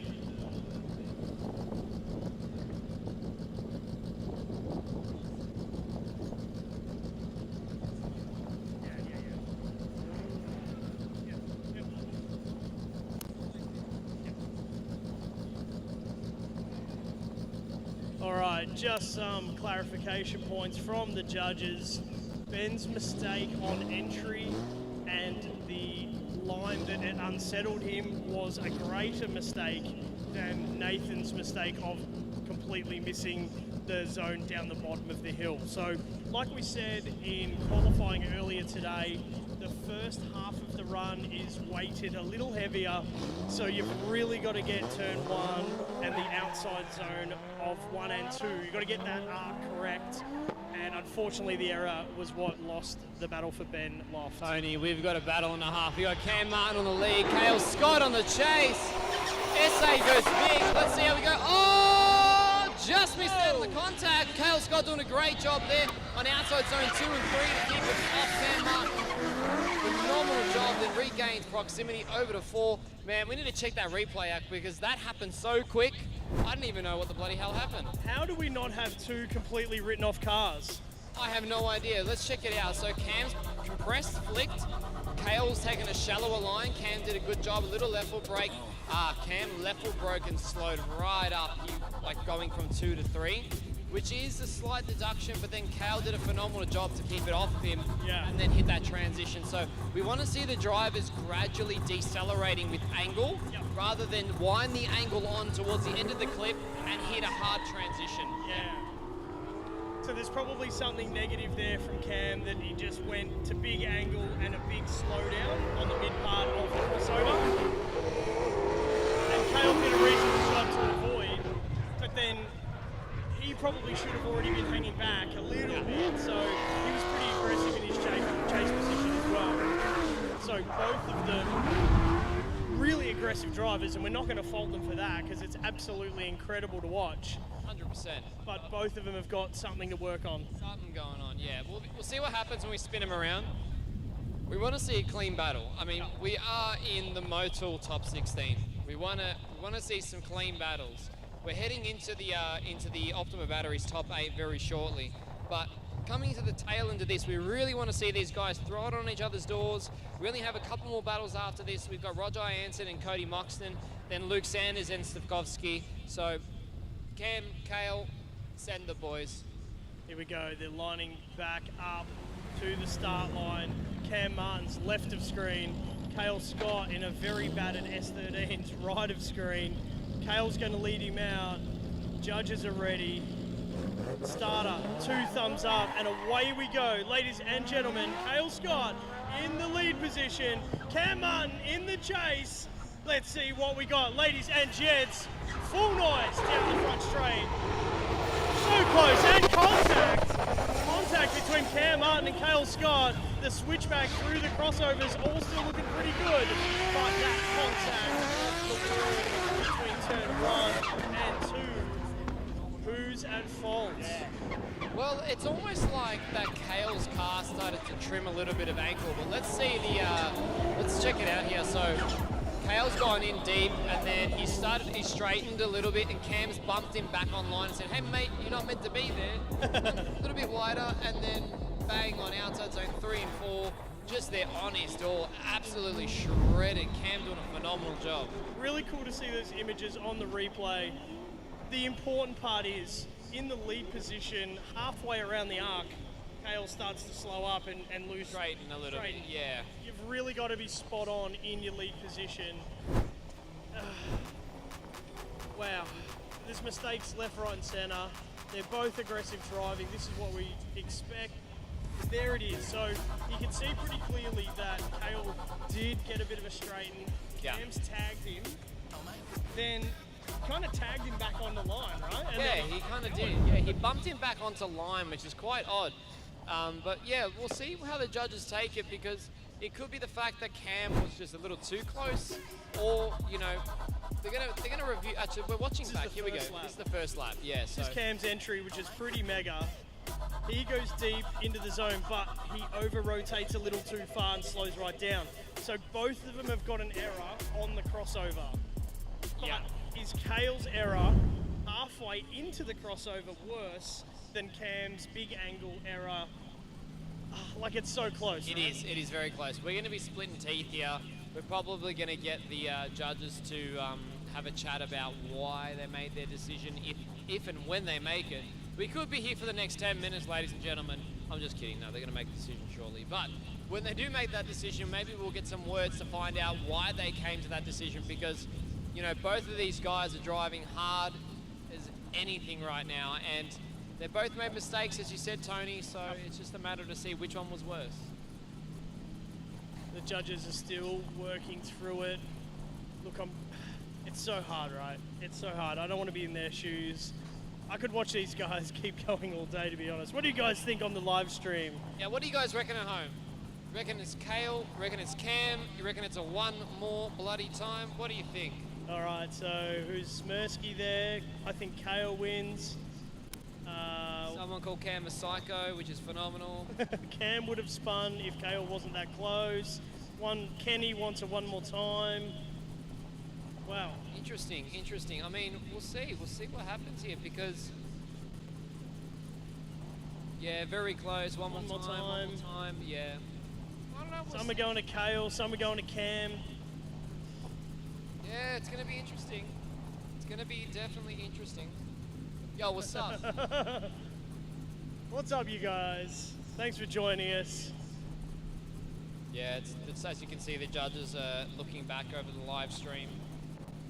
They have a decision, ladies and gentlemen, boys and girls. Your winner is Kale Scott, all the way from South Australia, taking home the win.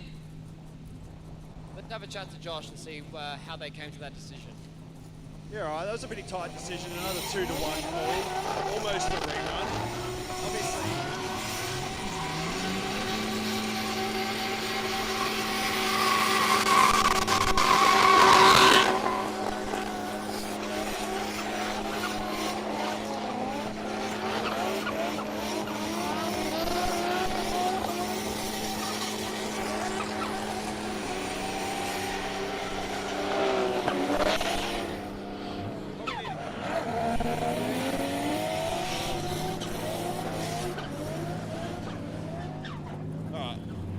actually think. So it was a 2-1 call, very tight, almost a rerun. We were pretty much putting mistake to mistake against each other on turn 1. Obviously both drivers made corrections from out of zone 1 to 2. However, 2 of us sort of picked Cam's over correction out of zone 2 and the wind on big angle as far worse than anything Kale did. Obviously very close. But I think that Kale did well to not even plough his door. That was just huge angle, and I've seen Cam do it a few times today, so yeah. Thank you very much, Josh, for that. Look, it is a little bit of an upset. Cam's usually one of the top contenders. Unfortunately, getting knocked out in the top 16, but hey, that happens. You know, it's 40 degrees today. Yep. You can have an off day here and there. You don't have to be on it every single time. But look, Cam's probably going to be back out there doing laps, having some fun, probably some ride with a pro. He'll probably 5 out, so. Fair to say. Here we go, ladies and gentlemen. Roger Ianson from South Australia in the lead, taking on Cody Moxon in the VA Corolla. Entry into turn 1. Both of these guys looking really good. Touch and go through 2 and 3. All looking reasonable. Flow down to the final zone at number 4. Filling the zone and getting it done through the concrete jungle, out of the dome and back onto the national circuit. That was over in a flash. That was over in a flash. Just check out the Pesic Basewater replay. So we have Rog going outside zone 1. Doesn't really fill it completely close to the wall, but then gets really close to 2. Lots of angle. Cody Moxon mimicking the angle in that little V8 Corolla. It's a bloody David and Goliath battle here again. You have a V8 Corolla versus a Pro Spec S15. That's Ujay off its bloody head. There's so many JZ Sylvias now. Back in the day, there was just only a few of us, but now we've grown. All right, first half of the battle done. Cody's looking really comfortable in the KE70. Yeah, let's turn him around. I mean, look, Cody's second event, fresh car. He's used to a 6-cylinder. Went to a V8 and went, oh, this is mega. This is what I've been missing out on. Great. Maybe the tyre bill's a little bit more, but hey. Yeah, definitely. All right, here we go, folks. Away from the start line.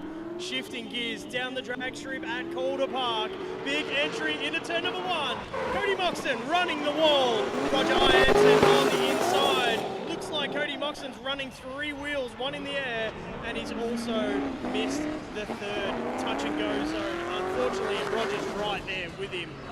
Fire-breathing S15 right in his door. That's right. I mean, look, as you said, Cody did miss the outside zone 3. It is a lower scoring part of the track, but nonetheless, you still need to hit all those boxes. So Cody did a great job outside zone 1. Missed 2, actually, because he didn't set himself up for the correct line. Went shallow on 3, and Rog is right there with him all the way down in 4, nice and deep, and coming up and over the finish line. So, yeah, it's definitely tricky to keep hitting the same line over and over and over, the perfect run every single battle. Like, it's almost impossible. And it's hot. Fatigue is going to be a factor now. We're going to be tired, you know. The judges are working through the criteria.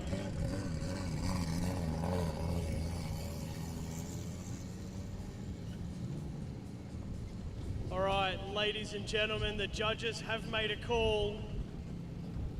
It was very tight. But Roger Ianson in the S15 does get the win. we would expect Roger to be able to chase absolutely dominantly. And it looked like he played it just a little bit safe. The judges said, hey, we want a bit more from Roger. We know that he's got it, but his chase there was very, very awesome. And unfortunately, Cody did miss one of the zones.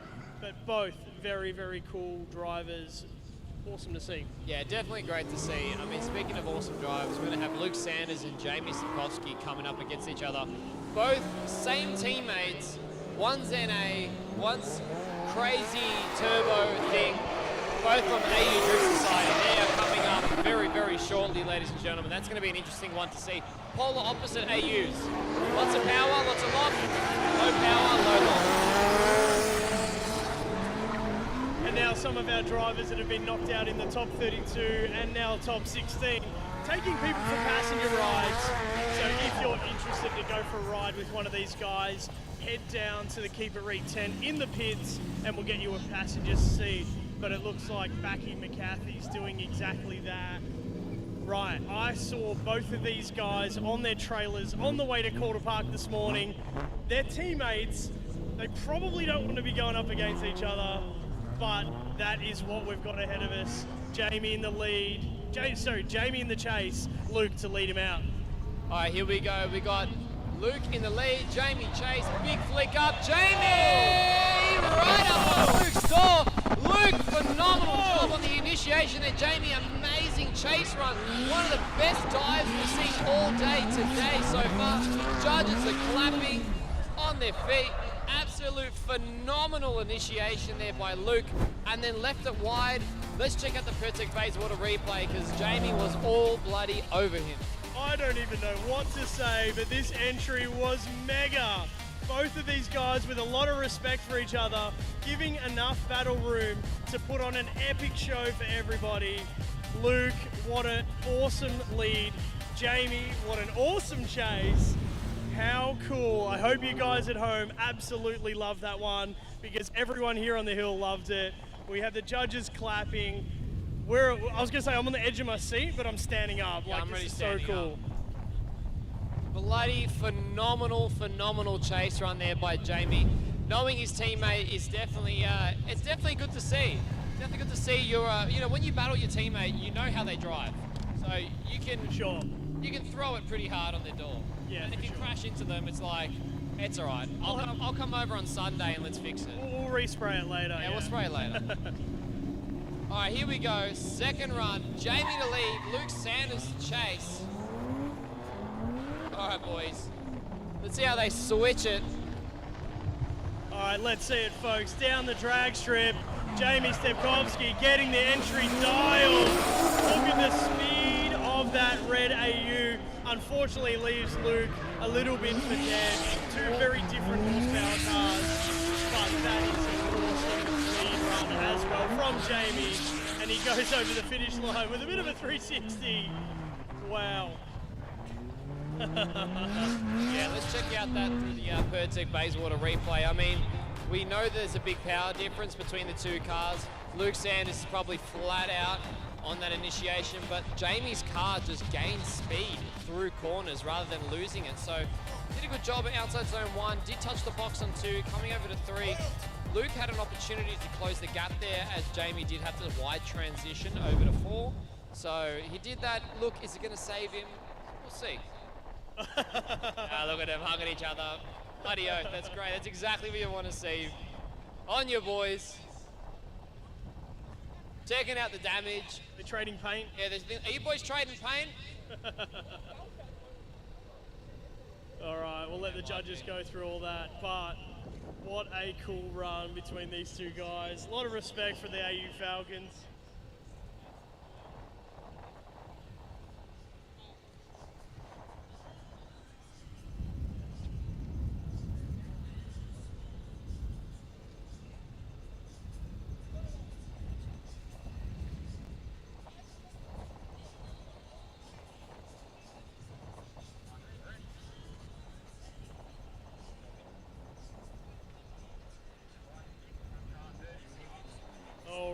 Ladies and gentlemen, judges still just working through, analysing the run. We could probably watch that run over and over again. What do you guys at home think? Do you want to see the AU Falcons battle it out again on the live stream? What do you reckon? Someone says he took the hood off the Falcon. Off the car and gained 200 horsepower. 200 horsepower. I don't know. Maybe that 20-something pounds of boost might have something to do with it as well. But it's a phenomenal car. To the death. Battle to the death on the live stream. Which car spits the dummy first? Yeah. Love it. We're always here to provide a awesome opportunity for you guys at home to watch and really get a feel for what it's like to be a Keep It Read event. You know, that's what it's all about. But let's check out the replay one more time. The initiation that Jamie threw down on Luke was insane, but Luke's lead run was really good. Both equally good as what Jamie provided as well. It's just Jamie's car was just quick. Let's look at Jamie's entry here, because Luke was on the wall and it looked absolutely mega. Jamie's entry also pretty spot on, you know. Entered a little early and then left early on the wall. So there is going to be some errors there where Luke was bang on basically the whole time.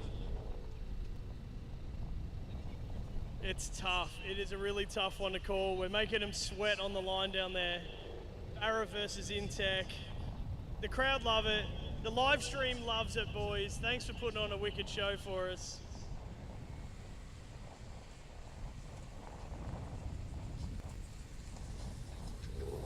Alrighty guys, sorry it's taken so long in the heat here. This is Josh, one of the judges. I don't know if the boys can hear me down there, but I'll get an explanation to them properly if they can't.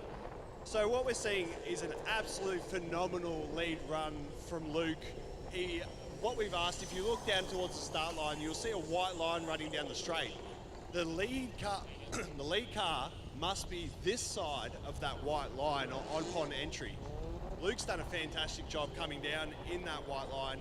He's put on a clinic lead run for Jamie to optimise across the board. When they've switched positions, Jamie has barely ducked an inch of car over that white line, therefore not giving Luke enough of an opportunity to get on door. He's left him at the start. So what we've done, we've basically come to the conclusion of a full rerun, because Luke was never given the opportunity. Luke's lead run was fantastic, gave Jamie all of the opportunity.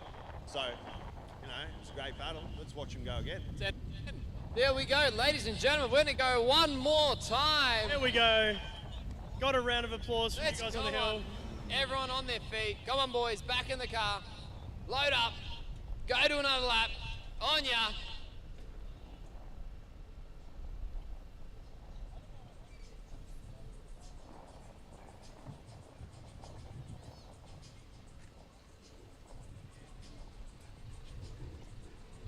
All right, you guys on the live stream having a great time there. Someone reckon, red car wins. No. Barra for the win. Luke Barra Walker. Luke Barra Walker. Okay, That's we'll call that. your Instagram handle. One more time. Nice. Blah, blah, blah. Yeah. All right. To the death. Battle to the death is what the live stream wanted, and that is what you get, ladies and gentlemen. We're going to send these guys again. We want to see that whole battle all over again, getting all of the right criteria down the drag strip, entering in the right part of the drag strip with speed, with aggression. We want to see a clear winner. Yeah, 100%. We want to see the clearest winner possible. But look, both of these guys did a phenomenal job. Big props to Luke for that amazing lead run. And then Jamie, look, just kind of, he's just crept away, you know, when he was in his lead. But props to Jamie though. That chase was insane. And look, this is for the last place in the top 8.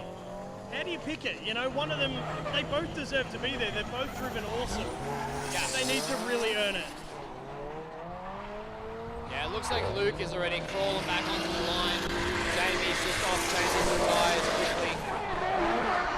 Whoa! In the meantime, we have our Rival the Pro drivers just out getting some stuff done. So, because this is a one more time battle, this doesn't actually classify as a competition timeout. So, he can kind of take his time, jack the car up, switch the tyres around, cool down the car. As you see, they're pouring bloody water all over the intake manifold, trying to keep it as cold as possible. look, sometimes these are the precautions and the measures you got to take when you're dealing with a 40-degree day, high boost, ethanol. You don't want your motor to ping.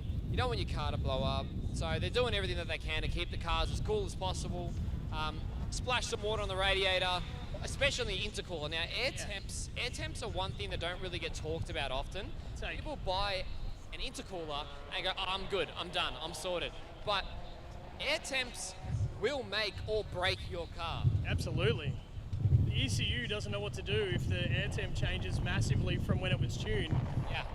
And then, there's only so much percentage that it learns and can work on its, whatever it needs to adjust, the air and fuel mixture. Yeah. But unless you've had a really hot tune as well, it's pretty hard to do. Yeah, 100%. And look, it does come down to the tuner and then the ECU as well. Some ECUs are smart, and the tuner will tune them based on different variables, and then the ECU will make a decision on how much boost to add, or all your sorts. So I'll know a lot of the links, a lot of the Haltex, Motex, they do all that sort of stuff. So it'll be interesting to see, what drivers do to keep their cars cold and ready to rock and roll. But as you can see, for you guys at home, they're just there. I don't even know what they're doing in the engine bay. They're doing something, but they're also jacking up the car. Unfortunately, some of these cars are really low, and you can't get the jack under the car that well. So here we go. We're getting somewhere, but we'll leave them to it.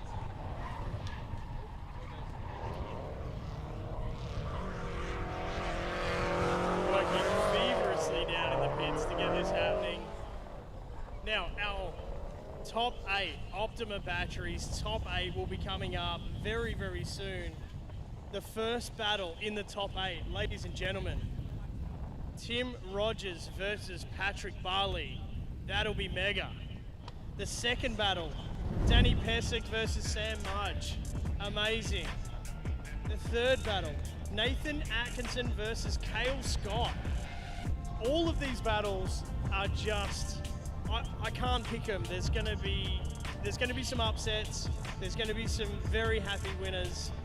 But what a great day of drifting we've had so far. We've still got a bunch of battles to go, and then we'll eventually crown a winner who will be taking first place and $1,000 cold hard cash.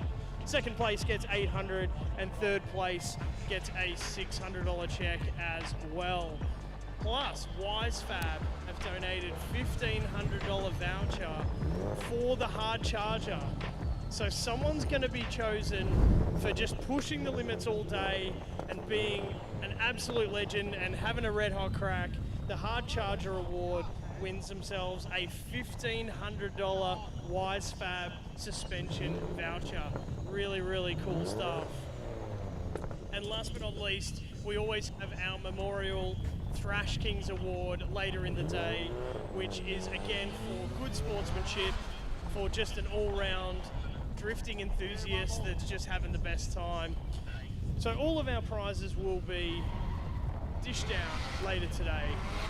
We'll get through the last battle in the top 16, get into our firm top 8, and keep the day rocking and rolling.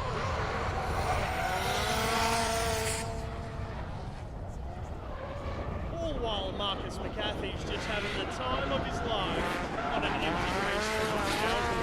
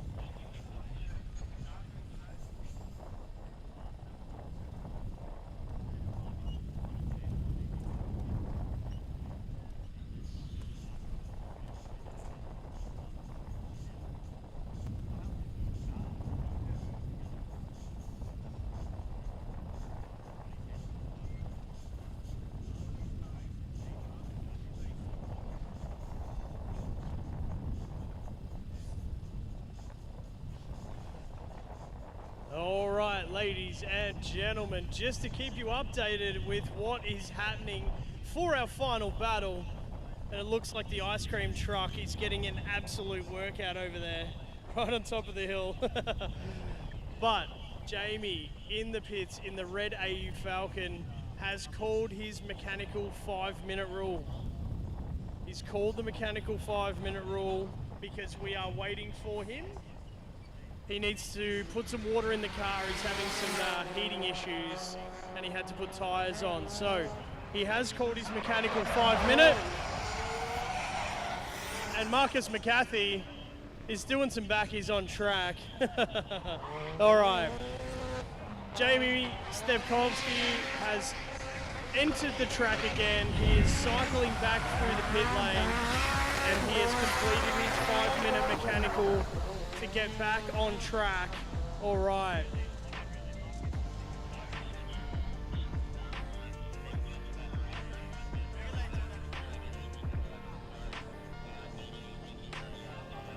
Okay, we have Jamie cycling back through the pit lane into the dummy grid.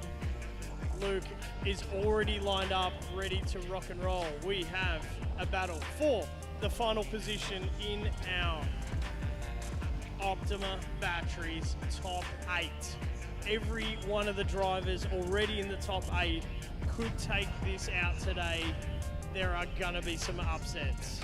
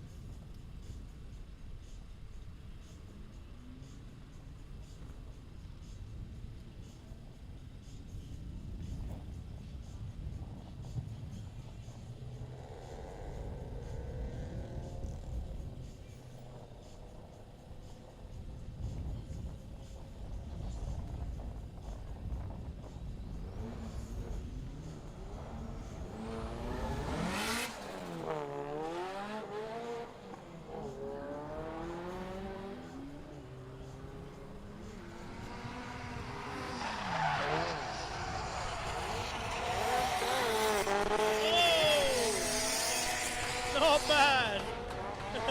Not bad. Maybe stalled it out just a little bit, but when you're going fully backwards, it's pretty, For those at home who have no idea what's going on, Backy McCarthy is just doing his own Backy McCarthy things, you know what I mean? Backy doing Backy. It was literally like backwards, like Looking at his rear vision mirror, like. yeah. He's insane. All right, we have the final battle from the top 16 from Motul. Thank you guys for sponsoring the top 16. We really appreciate you. Tolik's Workshop Oil Supply and Retail Oil Supply. If you're into Motul Oil, hit up the guys at Tolik's. They will be able to sort you out with some of the best lube in the world.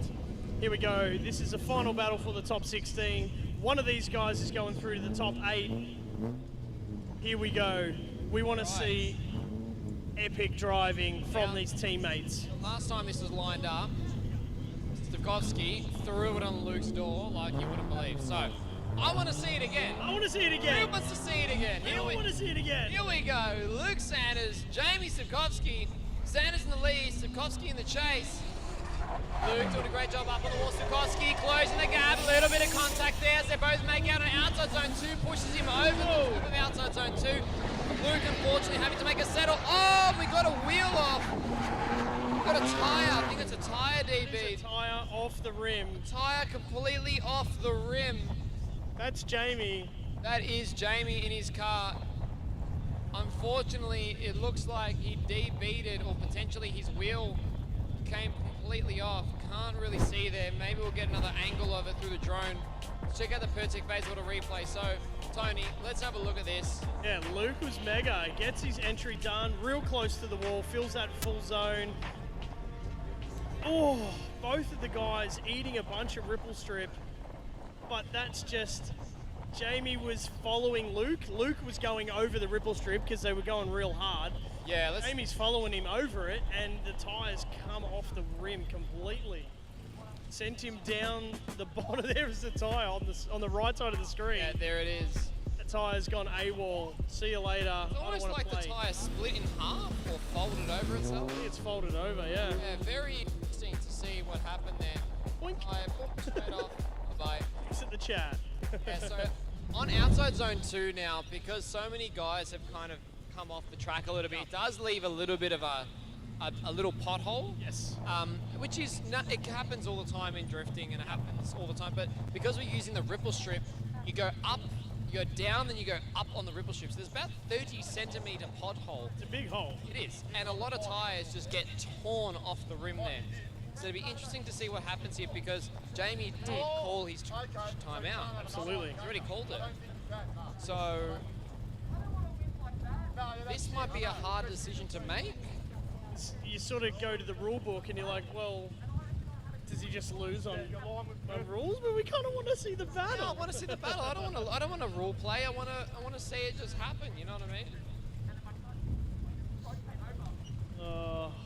One of the tyres touched the dirt because there was like a cloud. It's really interesting to see because I feel like Luke was still heading in. His trajectory of his car was going up and over towards the ripple strip, but they both sent it. There was a bit of contact though. Jamie did make contact with Luke. Yes. Prior to the DB and going up the circuit. So was it Jamie's fault? Did he push him enough just offline? Just enough. Here we go. Pesic base water replay again. There we go. Luke. Lost of vision. That was real handy.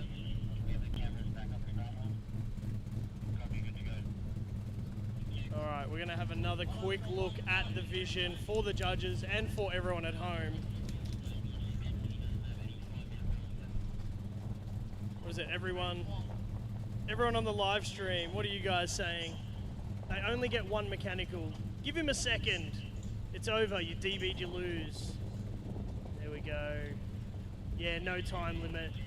Charles wants it one more time. Just swap a wheel. Give him 5 minutes to the red AU. Can't rule him out. One more time for that. One more time. It does look like that Luke is taken off from the run and he is going to be doing a run solo on his own. Jamie is not there. Unfortunately, it may be a case of going to the rule book. Unfortunately, this doesn't happen often in Australia. Very rarely, especially in Keeper Reed's competition. We very, very, very rarely go to the rule book for basically anything because it's always battled out. Yes. But unfortunately, you're going to run out of time today. We're going to run out of time, right? yeah. That's the sad part. I mean, these guys are teammates. They're good mates. Maybe they're just like, let's just run it. See how we go. Unfortunately, the call is made, ladies and gentlemen. Unfortunately for Jamie, but fortunately for Luke, he is going through to the top 8. We'll just have a quick word with the judges. Thanks, Tony. So we looked at that replay a fair few times from Luke's lead and Jamie's contact. We didn't have too much problems with the contact and mounting the curb. It's actually a minor deduction when there's one wheel up the curb. Didn't fault Luke for any of the contact, therefore Jamie just debeating a tyre. He's obviously used his 5-minute rule and he doesn't have another one to use. We hate to do it, I hate to see it. It's just the way it goes. You get one 5-minute rule, can't use it again. So Luke takes a win there. Massive congratulations to Luke, by the way. Absolutely killing it. Yeah, make no mistake, Luke Sanders has been driving like a man possessed today, and he certainly deserves to be there as well. So what a great win. Unfortunately for Jamie, this time around, knocked out, unfortunately, because he has used his 5-minute rule early in the day, and that's how it gets tough. That's the whole point, right? Yeah, I mean, look, there has been instances in the past where other competitors have offered their 5-minute rule for someone to get the job done. But being so early in competition in the top 16, moving into the top 8, we really drivers need to be careful about giving out their 5-minute rule because, you know, they might need it in the final 4. Let's say Luke goes in and battles for second place or third place or whatever it is, and he has a mechanical failure. And he's given up his 5. He's given it up. He's going to be kicking himself. So, look, unfortunately, it's a horrible way to go, but it does happen. That's racing, folks. That's motorsport. Sometimes it's cruel, baby. Yeah, that's it. Anyway, we are done with the top 16. We're going to be heading into the Optima Batteries top 8 very, very, very shortly. And every time I read the list in this top 8, I'm just like, man, any one of those drivers could win today. 100%. And we've got names like Tim Rogers in the SR20 R32. We've got Pat Barlee in the Corvette, Danny Pesic in the crazy SR20 Black Sylvia. Then we've got Mudge in the RB20 S13. And on the other side, we have Nathan Atkinson in the pro-built green S13 with the RB. And then we've got Kale Scott all the way from SA. But here we go. We're going straight into it. We got Timmy Rogers and Pat Barlee. Timmy Rogers doing a great job outside zone 1, coming over to 2. Pat Barlee giving him the gap on that transition from 2 to 3. Timmy Rogers trying to send it deep into 4. Then Barlee trying to pick up the slack inches away over the line. Literally rear wheel next to rear wheel. It's insane. They talk about wheel-to-wheel contact in Formula 1, and that's kind of what wheel-to-wheel racing looks like in drifting. Here we go, we check out the Pesic Bayswater replay. Both of these guys running the wall, looking absolutely awesome. Both going through the outside zone at 1. Both going through 2, 3, yeah, down. Probably Timmy didn't quite go deep enough down into number 4, but Patrick Barlee's still right there with him. What an awesome chase by Pat. Yeah, phenomenal job by Pat. I mean, Pat's textbook, man. Like, he's been driving so well last round, this round. Everything is just set and forget. He's dialed, he's focused, concentrating. And I don't know how he does it, honestly. I have no idea. Must be, just seat time, right? Just being a freak of a driver. I think so for sure. Here we go. Turn them around. Barlee to lead. Timmy Rogers in the chase. Tim Rogers known for his aggressive initiation and entry. Oh, a little bit of a straight wheel by Timmy Rogers in the chase. Barlee doing a textbook job on outside zone 1 and 2. Tim Rogers trying to close the gap from 3 to 4. Tim unfortunately having a little bit of a spin out there, and Barlee dropping a tyre in the dirt. I wonder what happened. We got to check out the replay because something happened there, and let's see if we can pick up on it. All right, here we go. Pesic Bayswater replay. Both entering pretty hard on the wall. Patrick running the line, absolutely spot on. Tim trimming it as he's allowed to. It looks like there, Tim's gone real deep and he's hit the lock stops and he's just got nothing left. He can't recover from that position. Yeah. So he's trimmed the line a fair bit. He's got a reasonable amount of road speed and he just ran out of lock. It just hit full lock and he had heaps of speed.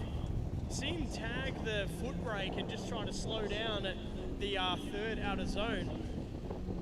But yeah, real tough.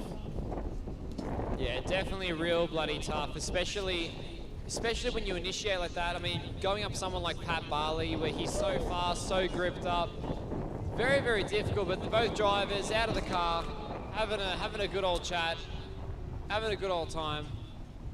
Patrick Barlee gets the win. Ladies and gentlemen, you do have to fill the zones as a lead driver. That is always going to be the main criteria. Both of the guys super aggressive on their driving. It's been awesome to watch.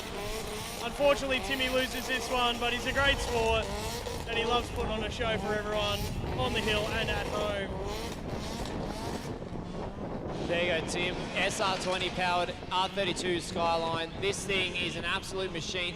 It's so well balanced. It looks like the SR should have been in the R32. Like, that's how well balanced that car is whilst it's drifting. It's ridiculous. Love an SR. Love an SR in an R32. I think that's pretty cool. All right, next battle on your screen. Ladies and gentlemen, Danny Pesic versus Sam Mudge. Both of these guys, mega drivers from Victoria. Elite Auto Garage on the left and Murray River Motorsport on the right. These guys are going to go hard. I know they're going to go hard. Black S13 versus red S13. They are down towards the start line. They've scrubbed their tyres. They've got a bit of front tyre temp, and they're going to be ready to rock any moment. Yeah, SR versus RB. It's going to definitely be interesting to see what happens here. I mean, look, Danny's driving's been crazy all day. Mudgy, he's so consistent. His consistency has been it just gets better and better after every event. So it's going to be interesting to see what happens here in this battle, especially with Danny leading. Mudgy's going to have to do a lot to try and keep up in that chase position because that little S13 is quick. Danny has been absolutely mega on his lead. 1, 2, 3. Let's get away from the start line. Down the straight, down the drag strip. Let's go. Initiate into turn 1. Both guys solid, looking good. Touch and go zone at 2. Touch and go zone at 3. Down the hill, and Danny Pesic has over-rotated, ladies and gents. He has thrown it to big angle, and it's gone around on him. What a shame. Bloody hell, I mean, What a shame. and he's been driving his cars on lock stop all bloody weekend, and to lose that lead run opportunity to a spin, it's gonna suck. So let's check out the Pesic base. What a replay here. So Danny's gone in, didn't really complete the whole outer zone, but then come over to 2 really well. Mudgy did a great job to keep up with speed. As they came down the embankment, yeah, it looks like Danny just had too much lock going from 3 to 4, and then because there's a little drop in the concrete, Yeah. it forces the car to go a little bit more. And if you're already at that point of no return, yeah, you're just kind of donezo. You really can't be at full lock going over that bump because you just need a little bit of margin of error to be able to correct. It's such a bump, and these guys are moving so quickly that once the car unsettles, that's it, you're a passenger. It's all over, yeah, 100%. But it was good to see that they both kept the cars intact. It could have been a little catastrophic in terms of damage, but let's flip them around. Let's run Mudgy on the lead, Danny on the chase, and see if Danny can put the pressure on Sam. Few comments on the live stream. No! Yes, Sam, yes! Great save. Monica! I don't know where that came from, but anyway, guys on the live stream are having a good time. We are absolutely loving it. All right. Yeah, Sam missed number 1, but he was in the chase and he's allowed to drop the line, so he's allowed to do that in the chase. Yeah, the drop's killing them. Yeah, absolutely. As soon as they get over that rise, if you're on the lock stops, there's not much more you can do, unfortunately. All right. Good stuff. Have they cycled back around yet?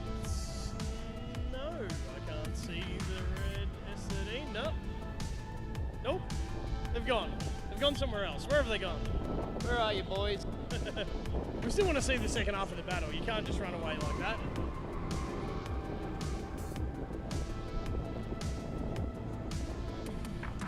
All right.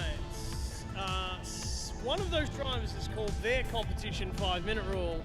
So we are moving on to the next battle for now. I'll wait for confirmation who has called the 5-minute rule from those 2 drivers.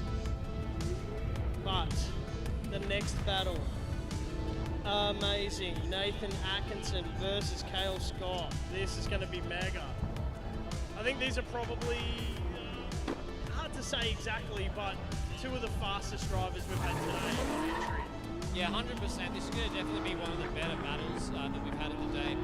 Hopefully they can keep it all dialed up to 11, and we can see some pretty sick entries.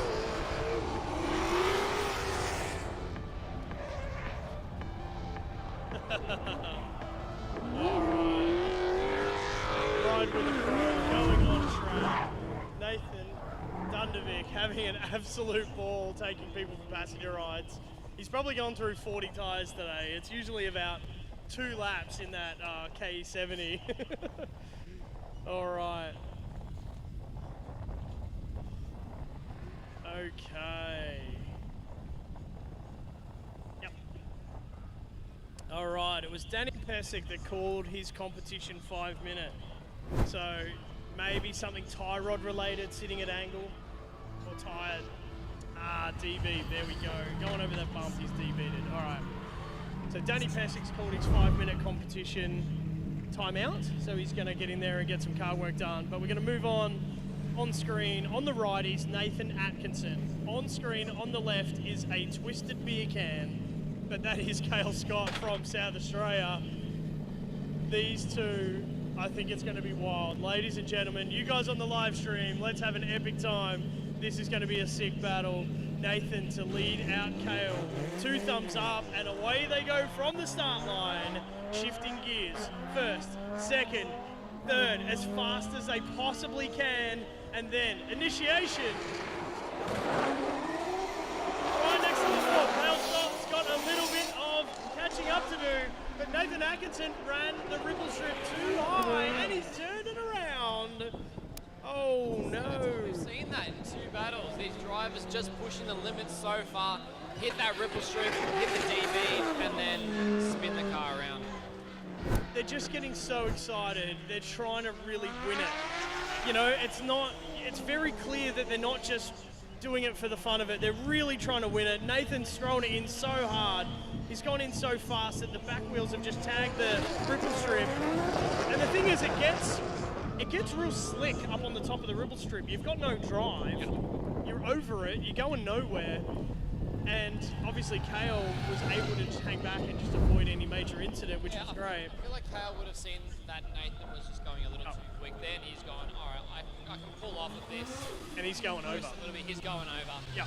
And it's kind of textbook, kind of just happens. But what we're going to do is we're going to spin them around.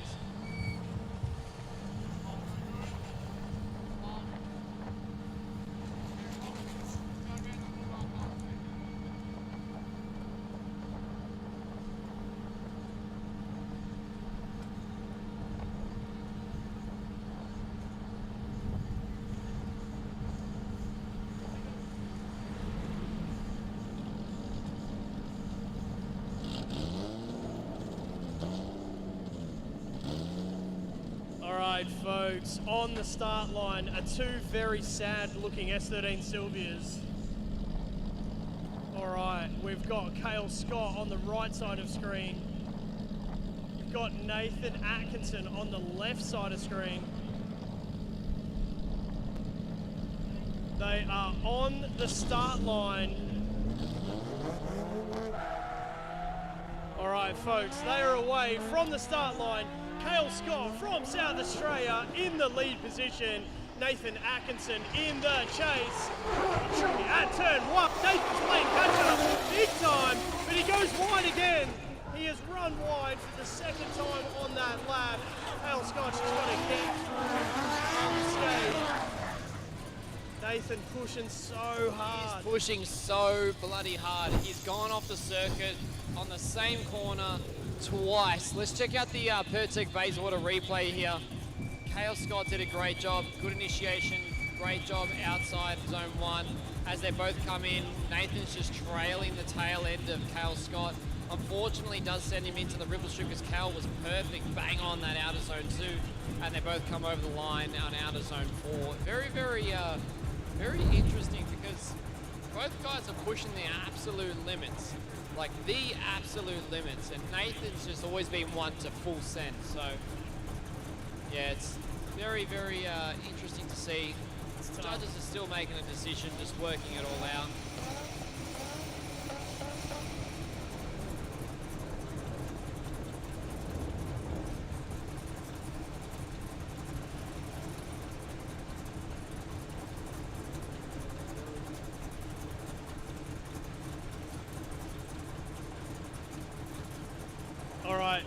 Ladies and gentlemen, we do have a result, and the man from South Australia goes on to the next round. Kale Scott gets the win over Nathan Atkinson. Unfortunately for Nate, pushing really hard in the top 8 to try and get through. Unfortunately gets knocked out this time around. Kale Scott, give it up for the South Australians on the live stream watching. We appreciate you for tuning in.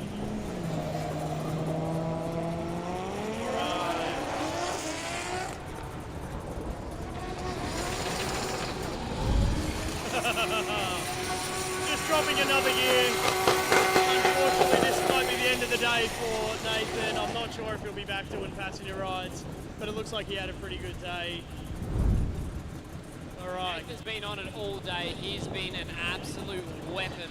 And he's always been a great driver, but he's really picked up the pace. He comes back, he drives a bunch of events, R&D's the car, comes back, drives more events, and gets better. It's kind of odd, but it's working for him.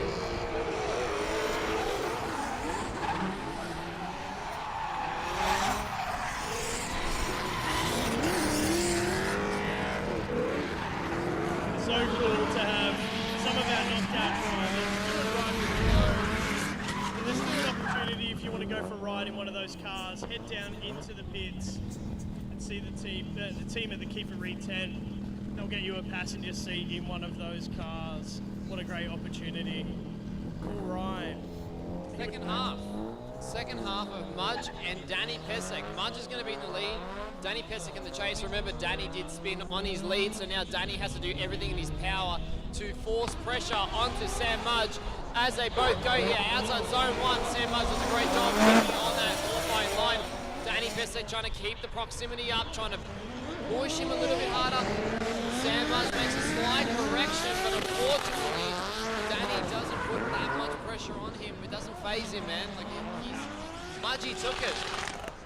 Yeah, look, it's exactly that. You know, with reasonable level of confidence going into the battle, then obviously Mudgey's just got to get through it, and it's all good. Make no mistakes. Get the line done well. Unfortunately for Danny, running out of steering angle on his lead run. But they're getting it done. And look, Danny did an absolutely mega job in the chase on that battle. Get the judges to fill out the doc, fill out the form. They obviously do have a result. On the right, in the red S13, Sammy Mudge goes through to the next round. Unfortunate for Danny Pesic this time around. Yeah, look, Danny's been driving amazing this whole season, and to see him getting knocked out this early competition's a bit sad, but Mudgey is definitely one driver who has been putting it on the entire season as well, and season beforehand he drives, you know, interstate competitions and all that sort of stuff, so it's good to see Mudgey actually coming through the win and pushing on to the next round of battles. All right. You got to celebrate your losses as well, folks. That's what it's all about. You got to celebrate your wins, but also celebrate your losses. Why not? Yeah, 100%. And these boys are always really good. The sportsmanship here at Keep It Read Championship is always at an all-time high. So. Whoa! That is a big backwards entry from Timmy Rogers. Mission to send, nearly mission to send it right off the track. That was absolutely mega. I'm not sure if it's on the live stream or not, but that was a back in half. It was as backwards as you can get.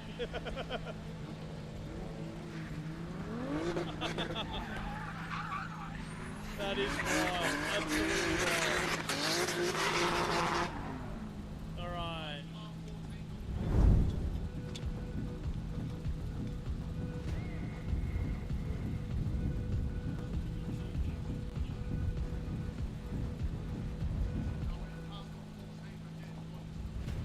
All right, ladies and gents, we have the final battle. The final battle of the Optima Batteries Top 8. Roger Ianson from South Australia up against Luke Sanders from Vic. Two very different cars. This is probably the first time they've ever driven together. One's probably got, what, 200 horsepower, the other one's got about 700. Yeah. It's a bit of a little bit of a mixed match battle here, but look, Luke Sanders, take nothing away, he deserves to be in this position today. But Roger Ianson in the lead. Big, enormous entry, not huge angle, but in the zone. Can he get to the first zone? Luke Sanders really has the opportunity to catch up, and he's done just that. Roger looking a little bit soft on entry 1 and getting into touch zone 2, but 3 and 4 was all pretty good. And Luke was able to catch up through 3 and 4. Yeah, let's have a look at the Pesic Bayswater replay here and check out and see what exactly happened. So Roger's been entering aggressive all day, and today and right then, so he completes that outer zone, but it's just not, it hasn't got that flair that he's been bringing for all of his other runs. And then yeah, Luke had that opportunity to catch up on outside zone 3 and 4, and then cross the line over with Rog. So it's definitely interesting. All right.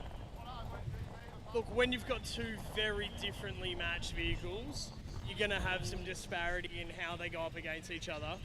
The difference here, Roger should, in theory, be able to be on his door, knocking on door, rubbing tyre, in theory. Yeah, 100%.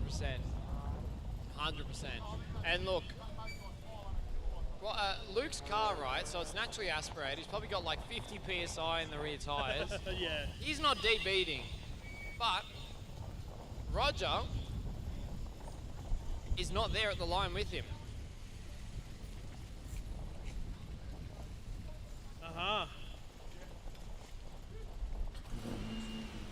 All right, ladies and gents, we're finding out from the pit area that Roger's in the pit. We're thinking he's lost the tyre. And look, these guys are going after grip however they can get it. So sometimes it's mechanical grip, sometimes it's tyre grip by playing with your tyre pressure. But if you go too low on your tyre pressure, it can roll off the bead. Depending on the type of wheel, some wheels are more prone to the tyre debeading and coming off. So it depends on the type of tyre used, the pressure, the type of rubber, how hot they're getting, all of that sort of stuff. But maybe Roger's gone for a fresh bit of rubber. Yeah, look, there's a lot of contributing factors, but if he is going in to change his tyre, he will have to count that as a competition timeout. So he will lose his 5-minute rule. Hopefully it doesn't happen again and he can fix it. You can see the team in the pits there jacking the car up, vigorously trying to quickly race those new pair of tyres on the car. And yeah, look, fingers crossed they can get out there and put on a show, but see how they go. It's awesome to see as well. It's a whole family affair. He's there with his folks, his dad's his #1 spotter and pit crew and everything else. I think it's his mum there as well helping him out. So these guys travel all over Australia for this crazy sport that we call drifting, and it's definitely cool to see. But if this is the mechanical 5-minute in the top 8, it might be risky.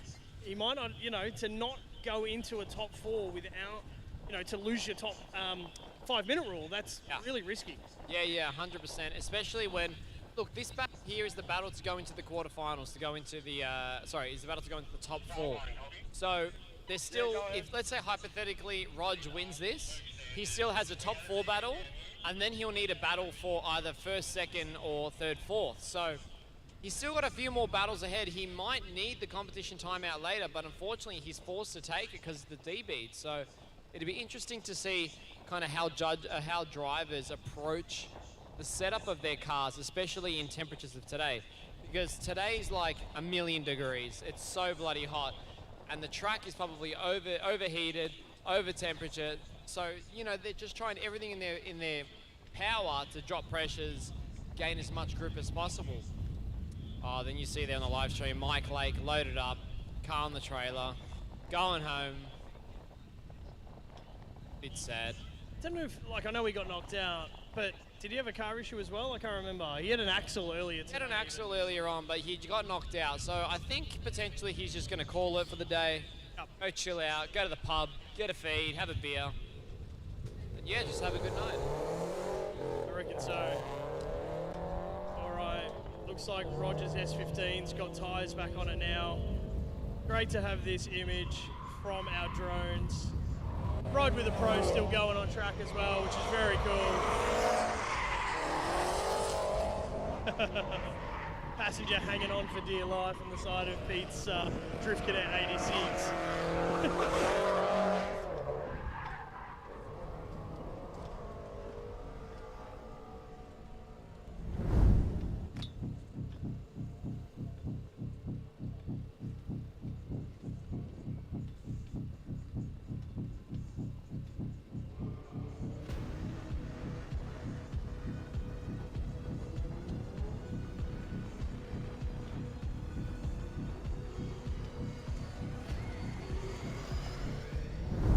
we have Roger Ianson heading over towards the start line to complete his second run against Luke Sanders. He's just driving down the pre-dummy grid. He'll be there very, very shortly. We'll get this battle underway, and then once this battle has concluded, we'll then be moving into the SB Tools top 4.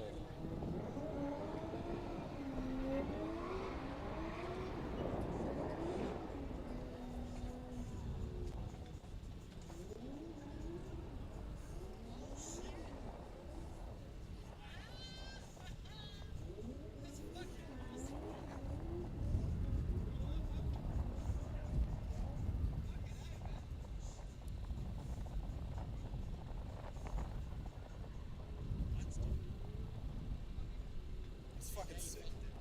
Yeah.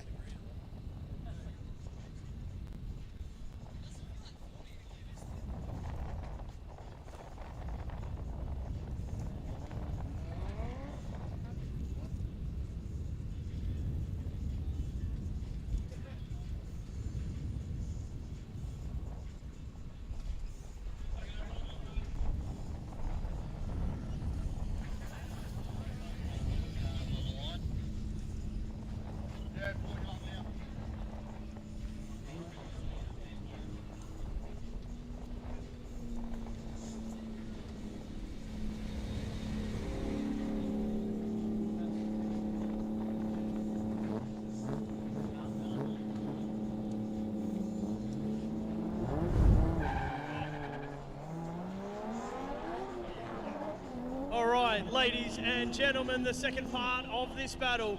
Luke Sanders in the lead, AU in the lead. Roger Ianson in the S15 in the chase. Two very different equipment under the right foot of these two cars. Naturally aspirated Intec versus 2J S15. Luke Sanders doing a great job. Yeah, 100%. Luke's been putting it on all day today, and he's been showing what a low horsepower Falcon can do, especially driving up against some of these bigger guys. Let's check out the Pesic base with a replay here. Luke did a sick job outside zone 1 as he comes over, misses the box for outside zone 2. Then Rog is right there with him as they both transition from 3 to 4. And yeah, like it was just a solid run by Roger in the chase, and Luke did a phenomenal job, as always, in the lead. So he did miss the second box, unfortunately. He has been hitting it all day, so it's not like his car can't do it. He might have had a little bit of an error, but look, realistically, all in all, to go up against this David and Goliath battle is insane. 100%. Look, Luke Sanders' entry along the wall was mega. It looks really, really cool. Did miss the touch and go. You know, that makes it really hard. The judges do have a result. Ladies and gentlemen, on the right of screen, it is Roger Ianson who will get the win in the lead position. You do have to run the qualifying line. You do have to hit all of the clipping points. Look, that was always going to be a tough battle for Luke Sanders to win, but he can be very proud of himself getting into the top 8 and ultimately just getting knocked out by a last round winner and a national competitor at a top level car. Like, that is a pretty awesome position to be in. Yeah, 100%. And Roger's been driving interstate and on a national level for quite some time now. So it's definitely no kick in the guts when you lose to him. He's definitely one to be reckoned with in terms of the drifting department. Yeah, very, very cool to see.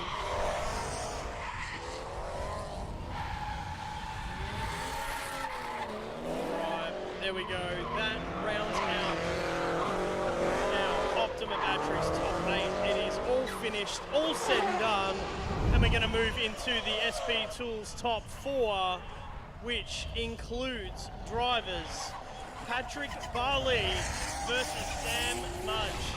That'll be epic. And the other side of the battle tree, Kale Scott versus Roger Ianson.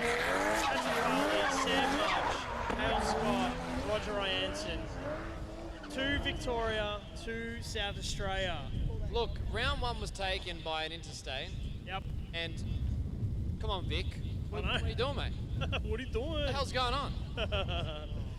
there is every chance that the podium, well, the podium's going to look similar. Well, we got Roger, Patrick. It's unfortunate that the two Vic guys are going to go up against each other, and then the two SA guys are going to go up against each other. Oh, we're splitting the odds. It's then 50-50. So there's, the chance of that, Vic versus SA final, Vic versus SA semi. That's pretty cool too. Oh, 100%, and these boys are going to turn it up to 11, especially coming into the top 4 battles here, because the winner of these 2 battles coming up get to fight and battle for first place, which is 1,000 buckaroonies. $1,000. All right, I want to see the live stream blow up. Who's going for Victoria? Who's going for South Australia? Make sure you comment on the live stream. Everyone here in the field, on the hill. Are you going for Vic? Or are you going for SA? Drop us a message on the live stream. We've got some RBs. 1 RB, 2 RB? What's in Kale Scott's car? JZ? Oh, it's an RB. All right, so we've got a couple of RBs. We've got a sprint car V8 and a 2J. There's a bit of a mix. Here we go. SA all day, apparently, on the live stream. Yeah, up the Vic. SA all day. I'm from New South Wales, you dog. Sorry, Sam Mudge. Sammy Mudge is on the live stream. You're only just over the border. Maruga. Is that New South Wales, is it? Sorry, champ. Mudgy, you're a Victorian to me, mate, all right, mate? Yeah, you're a Victorian to us, all right? I don't know if that's We're claiming you, mate, all right?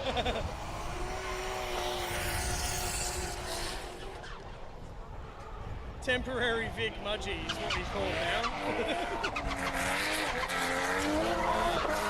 SA all the way. Yeah. Vic, SA. Oh, it's pretty mixed. Someone wants WA. There's no one from Western Australia here, not even close. Yeah, there's not many people that travel all the way over from WA to Vic for a comp. I think there was only, who was it? Was it Mitchell Doyle? Yeah, Northern Territory. Northern Territory. Yep, Someone it's from still WA far. that came all the way down to Vic to do... Adam Monk was a guy, he was on it. Luke Viersma. Yeah, Visma, yeah, correct, yeah. There's a couple of WA guys that There's really a couple, dedicated. Yeah. but not many. Not heaps. It's a long way to go. So you guys at home, if you're from WA and you're thinking about coming down and having a party sesh, Get involved. mate, come on, what are you doing? Get involved. We love you. Stick it on the train, whatever, fly over, whatever you got to do. Yeah. Right. Okay. A lot of Mudgy fans on the live stream chat. Good on you guys on the chat. SA all the way. SA all the way, go Kale. Mudgy's race to win. Good on you. Was it Zay's? Zay's little Esserin or whatever it is. Matt. Okay, you guys. Reading a small screen. It's really bright up here. Okay. Alright, we're getting some tyres scrubbing down in the scrub zone. This, ladies and gentlemen, is our SP Tools top 4. This is the pointy end of the day. We've got a few battles to get through. We've got some champagne to spray. And then we will be done for the day. And we reckon there's a good chance. There was talk of a bit of an expression session later on if the drivers want to keep going as well. So that'll be pretty cool. Yeah, I mean, usually we have an expression session at the end of the day if there's enough time. But these are the boys that have been knocked out during battles, and Mackie McCarthy's just been throwing them down the whole time. Loving it.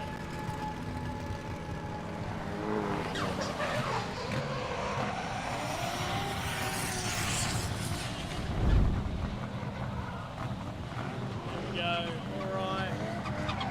Heading to the line, left of screen, Patrick Barlee, C6, Carbon Kevlar, Corvette with a sprint car engine, and Sammy Mudge, RB20 on the right-hand side of screen.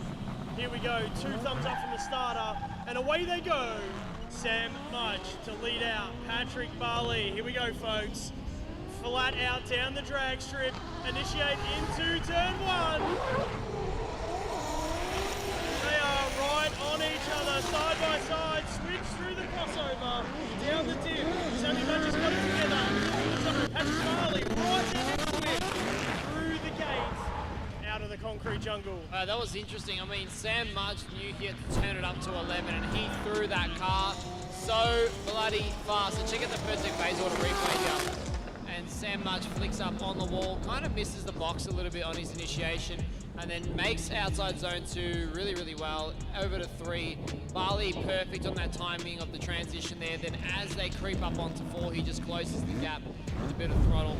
Man, that car, honestly, has got that much grip and power. You just go, I feel like going a bit closer, so you just blap the throttle, up, and that's it, you're there. But it's hard too, because it does close the gap very quickly, so yeah, it's not like there's any lag in that V8. No, 100%. And it'd be interesting to see what happens when we turn them around, because Barlee's car does enter quite quick, but Mudge is equally as fast. So Mudgey might just have to get the jump here. As you can see there, he did get a little bit of a jump on initiation. We got Barlee charging down the drag strip, flick out wide, lots of power. You can see the difference. Mudgey unfortunately straightening up and not managing to find that initiation point. They're trying to recover on outside zone 3 while Barlee's doing a phenomenal job filling all of the zones. It's kind of unfortunate. So Mudge had a bit of a fumble at the start of the run, but then towards the tail end, he did catch Barlee on the chase. So check out the replay and see what happened here. It just looked like he didn't get the initiation done. There's something going on with the car. That's not like Sam Mudge. I mean, Patrick Barlee's got the run to himself. He can go and do whatever he wants. But Sammy Mudge obviously having something going on with the car. He didn't get the entry done. Maybe it was a misshift of gear, something on throttle. Who Yes, knows? something had to have happened, because Mudge's initiations on the chase and on the lead all day today have been banger. Yeah. Absolutely banger. So yeah, it's interesting to see what happened there, but the judges are just deliberating. Unfortunately, they only get 2 runs. Yep. 1 lead, 1 chase.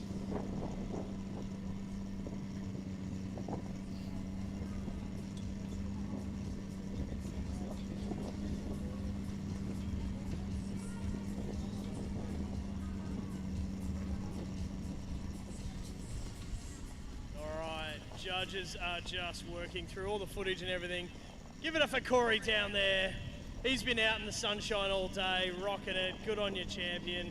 And all the rest of our media crew, all of the Keeper Read crew, everyone who's volunteered their time to help out, and all you spectators, you're absolute legends. Today's been an absolute tough one for everybody. The judges are just working through what they want to do, but we think Sammy Mudge had some mechanical dramas coming off the line. Heard maybe a bit of drive shaft issue. Patrick Barlee's got half a tyre hanging off right now. You can zoom in on the footage there, you can see it. All right, the judges do have a result, and the result is Patrick Barlee. He is going through to the final battle. Sam Mudge going through into the battle for the lower positions, I guess you'd call. Yeah, he's battling for 3rd and 4th, and you know, we heard on the grapevine that Sam's done a drive shaft, so he's either has one spare, which will be swapped over relatively, hopefully quick, super quick, or if he doesn't have one, it's a little bit unfortunate, but he may be out. Barlee's car has DB'd a tyre, so very lucky to get the DB after the battle, like over the finish line, basically. Yeah, 100%. You know, he's able to complete the lap, and at least it wasn't during the lap to cause an issue. But Patrick Barlee goes through to the final battle, and here we go, the Battle of South Australia. Kale Scott's tyres up against Roger Ianson, 2JS15. These guys, this is going to be hot. They're going to be quick. Yeah, this is going to be very fast. I mean, Roger is insanely consistent. Kale Scott is a loose cannon. You just don't know what you're going to get. So we'll see how we go with the next battle, but they're lining up at the moment. We're going to have Roger Ianson in the lead, Kale Scott in the chase. Here we go. Here we go. This will be epic. This will be epic. This is to find out who's going to battle Patrick Barlee for the win. Kale Scott's kind of S13 on the left. Roger Ianson's S15 on the right. Waiting for race control, waiting for the starter. Bang, 2 thumbs up. Away we go from the start line, ladies and gentlemen, for the final place in our top battles today. Roger Ianson leading out Kale Scott. Big entry into turn 1. Nice and steady so far. Kale's going for a huge dive on the crossover, goes for a dive. It may have wrecked his line just a little bit. Roger staying the lap, filling the zones.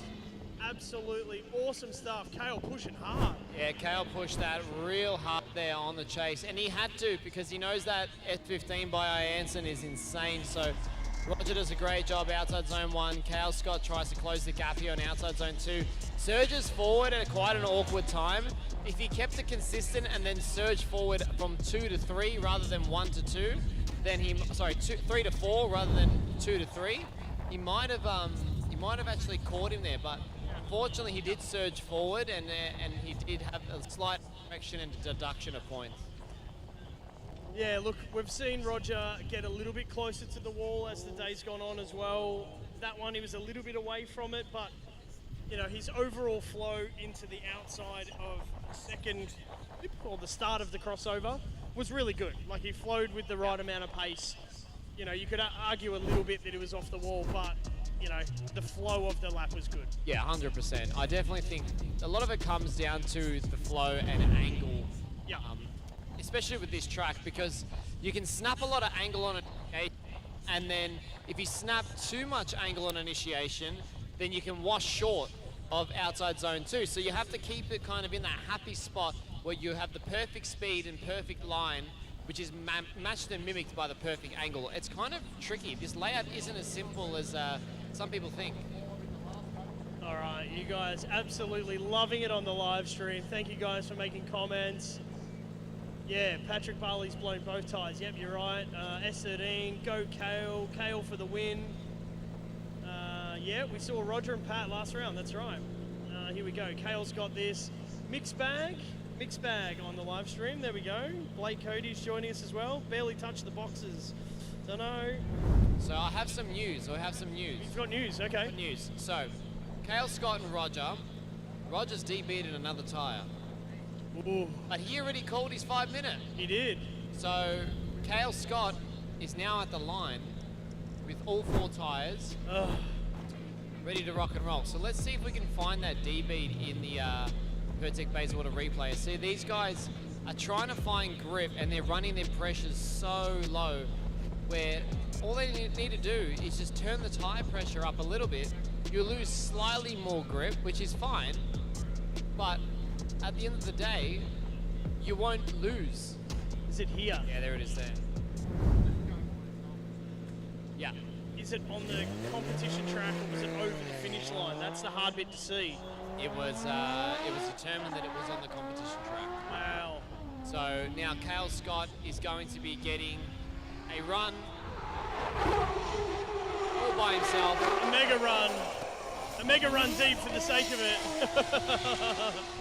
Now, all he has to do is just complete a run, and Kale Scott will be going through for the final battle. He'll be battling for first and second place. Wow.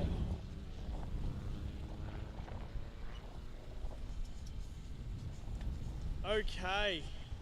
That is huge. That is huge. Obviously, you need rubber on rims to be able to compete, and if Roger's debeated twice, he's used his competition 5 minute. It looks like it's here on the replay on our live stream. It looks like it's in the end of the competition zone. There's a couple of really like big bumps coming out of the last part of the lap, and it looks like it's debeated there. Oh, it's so tough to call. But you've got to arrive at the start line ready to rock and roll with all of the tyres inflated exactly like Kale Scott just did. Ran a little bit wide on his exhibition. A little bit wide, yeah. I mean, he was just going for a send. Ross Murdoch throwing backies. Ross going backwards. Roscoe backies. Love that.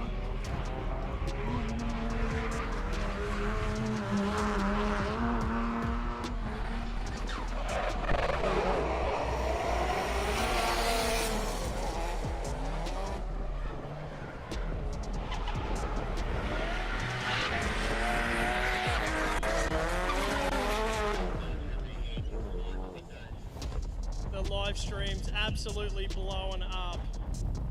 There we go, 3 and 4, DB to tyres. If you can't line up, Sam gets a third by default. Oh, there's a call. The killer crossover. The crossover layout should be called the debeater. That's why we call it the killer crossover, because all these things happen, right? Kills your tyres, kills your car, kills everything. Motivation. I think this was the last layout that I drove. And then I was like, I can't be bothered working on the car anymore. Oh, it is the killer motivation crossover. I saw someone comment on the stream there, when are you getting back out?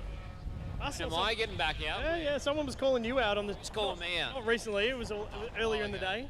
I don't know. I mean, hopefully soon. The car's just sitting there, but the idea is I'm going to fix all the everything that's wrong with it. I'm going to fix it, but I'm going to leave the mossy patina that's on the car, show that it's the barn find, that it came, it's been 6 years or 5 years or however long it's been. Yeah, nice. I'm going to leave it all mossy and yuck. Don't wash it.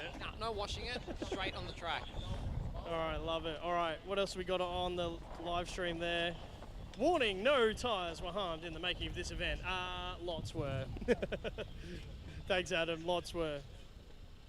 The D-beater layout, that's right. All right, absolutely love this layout. Yeah, man, absolutely. Winner gets AU House Dave's underwear. Well, that's interesting. We was donating them. All right, we got Ride with the Pro still rocking.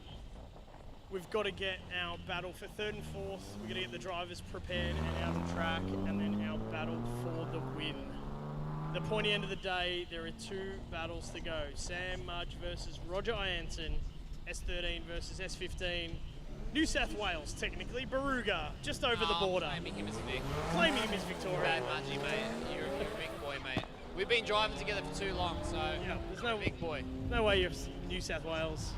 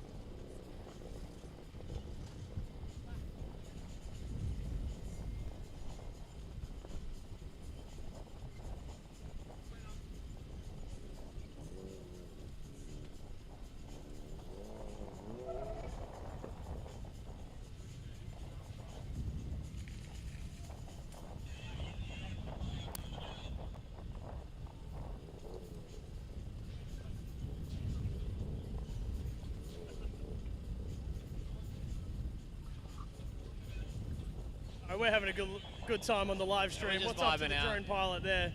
We're vibing out with the tunes. We're just waiting for our drivers to come back out. Judges and race control are kind of looking at the track down the bottom there. They're like, maybe there's a bit of track things going on here why the D-beats are happening. And maybe anyone running like a big wheel is really struggling. Like it seems like some of the cars on stockies, like the AU, Luke's on, it's a meaty tyre on a skinny wheel. Meaty tyre, 60 PSI, happy days, mate. You don't have any dramas at all. Yeah. All right.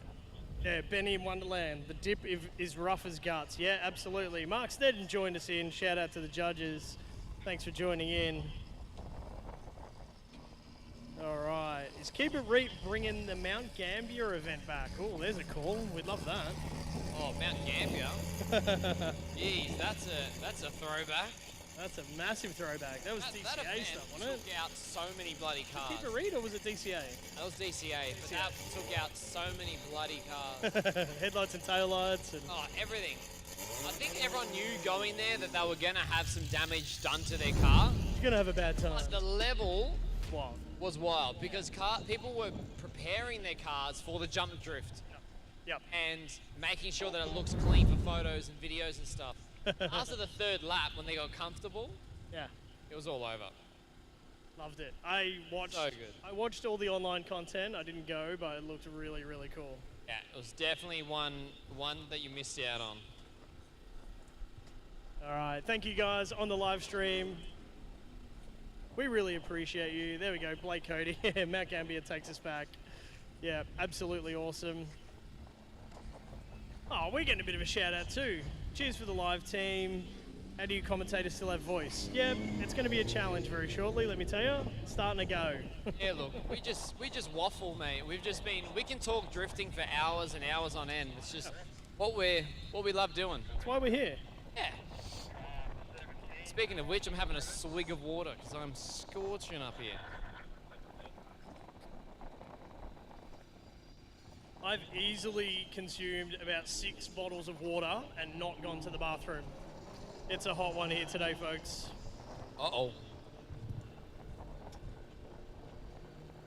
All right, here we go. We've got Roger Ianson and Sammy Mudge heading down the transit lane. They're going to head down into the scrub zone, get some temperature in the front tyres, and be ready to go send for the battle for 3rd and 4th place. Yeah, it's going to be interesting to see what happens here. Both of these guys have been putting on an absolute show. Mudgy's car has been battling for quite some time now. Like, he has been doing some repairs here and there, but man, Mudgy's in the top 4. Yeah. He's pulled it off. Car's good. Oh yeah. He's used to it. He knows it. He doesn't play with it. Doesn't really mess with it. But one of these guys is leaving with money, and the other is not. Correct.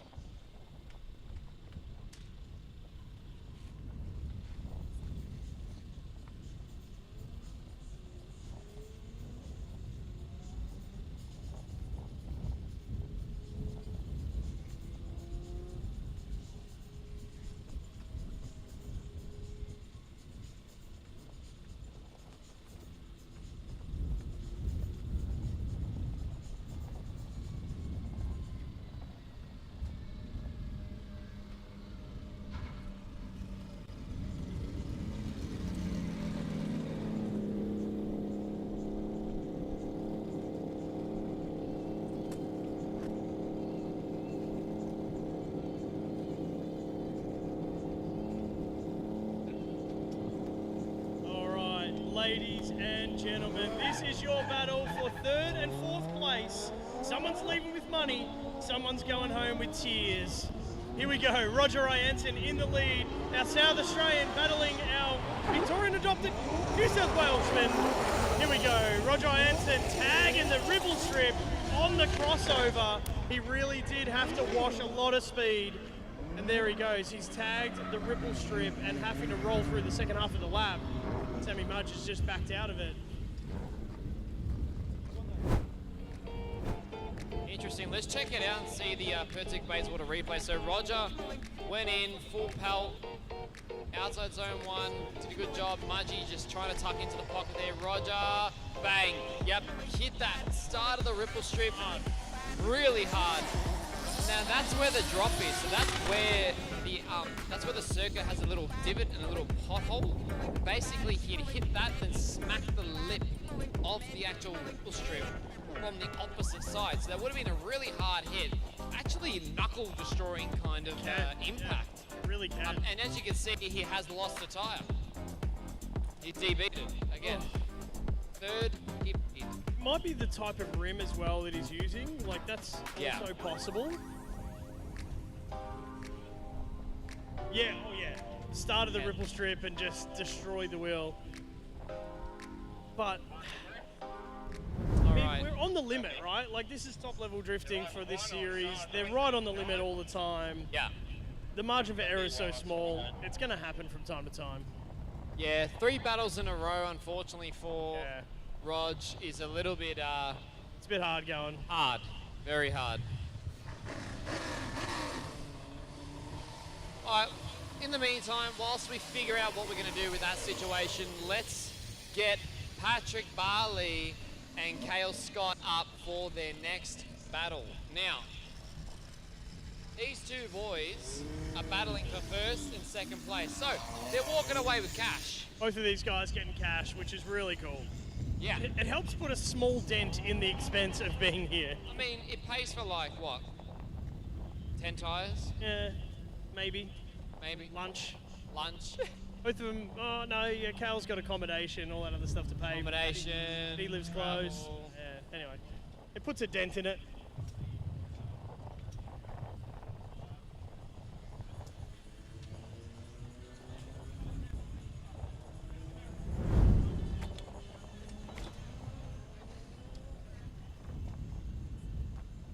All right, so before we get Kale Scott and Barlee's battle up, we do have information in.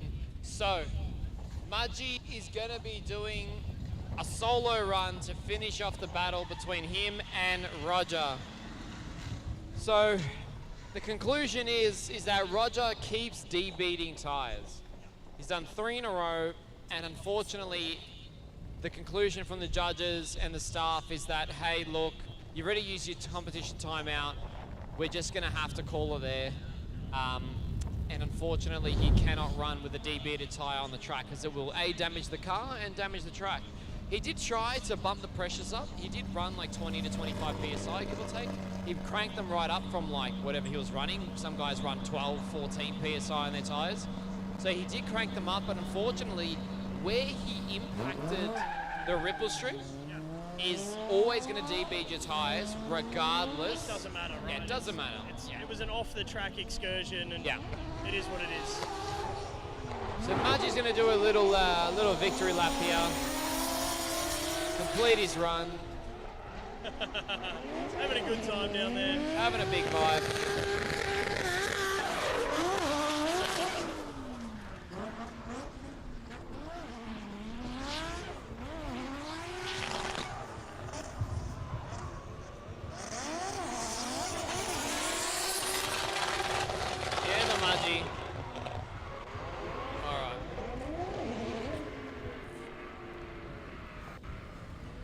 So, pulling up to the line is the battle for first and second. We got Pat Barlee and Kale Scott.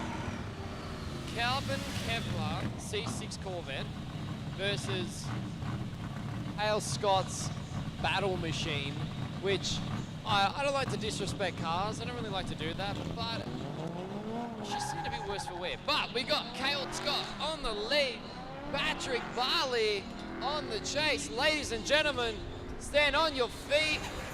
Here we go. Big initiation by Kale Scott. Barlee trying to close the gap down outside zone 1. Kale Scott doing a great job on 2. Transitions over to 3. Barlee leaves that gap there, trying to power down onto 4. Kale Scott finishing over the line, nice and strong. Consistent battle. Looked like Patrick Barlee was pushing him around that last couple of corners. Yeah, he was. He was definitely pushing him. Let's check out the Pesic Bayswater replay and see exactly what happened here, Tony. Yeah, cool. On entry, Kale looking good. Patrick just following him in, following his line. Kale tags the touch and go perfect. Touches the second touch and go, sorted. Gets into that last zone. Patrick's just like, yep, I'm right here with ya. What a great chase. Kale, a great lead, and that's the point. A great chase is only possible when the lead run is epic. So 100%. Both these guys drove very, very well. They both very much deserve to be there. What a great battle. Yeah, let's flip them around and see what happens. Yeah. Wonder, because Barlee's car is 100% without a shadow of a doubt fast. It's wild. Kale's been so fast all day. So. Right. So maybe we might see Kale get a little bit of a jump here to try and get ahead. Yeah. And I got a feeling Kale's going to get a jump. This is my prediction. He's going to get a jump now, and then he's going to send it on his wall. Here we go. Second half of the battle. Barlee to lead. Kale Scott to chase. Kale entering right up on Barlee. Barlee doing a great job outside zone 1 as they both flesh over to outside zone 2. Great job by Barlee with the straighten. Barlee with a massive straighten and disappointment. Kale Scott blazing past him. Wowee, what had happened there? It looked like the car completely shut down. He shut it down. Oh no, he's back up and running. Kale Scott doing a victory skid. He already knows. He saw him go straight. Kale bloody Scott, mate. Yeah, everyone get your hands together for Kale Scott and Patrick Barlee. Let's check out the Pesic Bayswater replay for those that are at home. So Barlee's awesome entry. Yeah. Awesome entry. Pushes really wide. That's all cool. Look, did he touch that ripple strip? It looked really close. I don't think he was a ripple strip. Look at his rear left tire. It almost looks like that a drive shaft or something went because he's straight, and then one tire smokes. Oh, one tire smokes. One tire yeah. doesn't. The drive, well, the driver's side on our car, the passenger on his. Yeah. Oh. The rear right tyre stops smoking when he pops the handbrake on the transition. Oh no. So potentially there's some diff issues.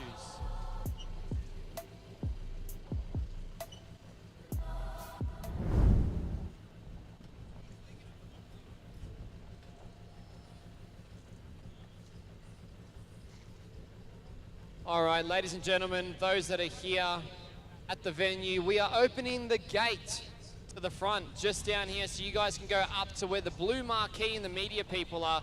You can stand along the wall as we do the awards ceremony. The judges have decisions based on all of the runs. It's a little obvious, but we are still going to proceed with the lovely awards ceremony. Maybe do a couple of cheekies as well, and then after that, we'll have expression session and ride with the pro.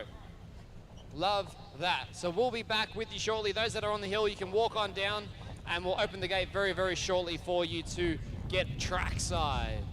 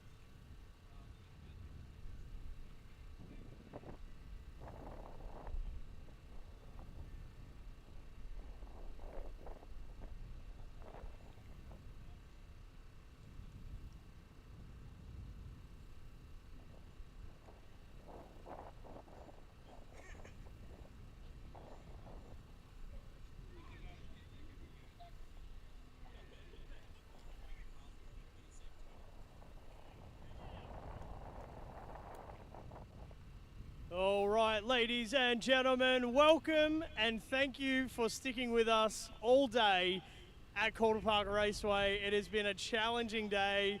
Temperature, track conditions, battles, the whole lot. The drivers have put on an absolutely epic show for you guys today. We hope you've had a great day with us. We hope everyone on the live streams had a great day with us as well. We really appreciate you all. Thank you, legends, who are all here as our spectators and family and friends. What an absolutely challenging day to be sitting on the racetrack side. I hope you've all worn sunscreen and everything else and we're not too sunburned. But what an absolutely amazing day. Want to get some of the formalities out of the way first as we can. Huge shout out to Autobahn as our naming rights sponsor for this series. We could not do it without the support of businesses like Autobahn, so thank you to those guys. SP Tools, our official tool supplier of Keeper Reed and our top 4 battles. Thank you to Optima Batteries. We love you. Thank you for powering all of the Keeper Reed machines and for sponsoring our top 8. Motul Lubricants, you know them well for all of their high-end lubricant products. Huge shout out to those guys. WiseFab, thank you for donating a few vouchers for our drivers in an up-and-coming sense. So really cool to get some great quality products into these cars. Thank you. Pesic Bayswater, thank you for sponsoring the replay. We really appreciate you for that. Sequoia Media for doing all of our signs and banners. And of course, the Burnout Masters game and the Drift Runner game downloadable on your iOS or Android device. Thank you so much. They are all of our supporters. Thank you. We really appreciate it. But let's get underway. Let's give out some awards. Let's raise some champagne and finish the day off. First, we want to cover off.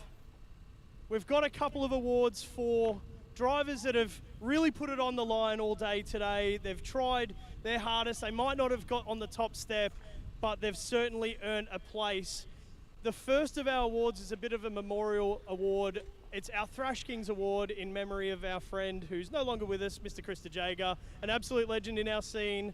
And in honor of him today, and the winner of the Thrash Kings Award is Mr. Luke Sanders in that blue AU Falcon. Come on forward, my friend. Very, very well done. You get yourself a nice piece of glassware. Thank you so much, mate. Very, very well done. For a car that, look at the company that your car is in.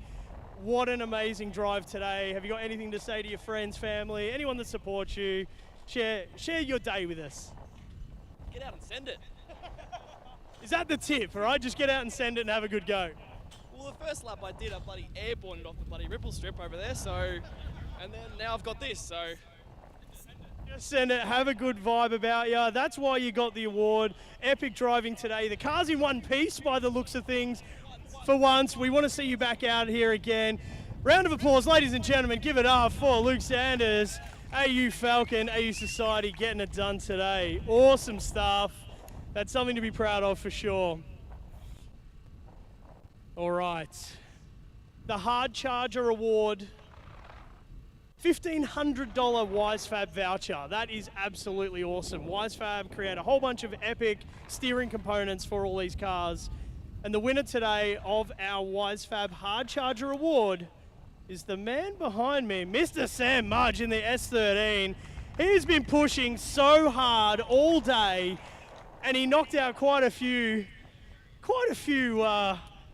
big scalps today. But the Hard Charging Award for a $1,500 WiseFab voucher, Mr. Sammy Mudge. Great stuff, mate. What do you reckon? Oh, yeah. Pretty big day out, really, wasn't it?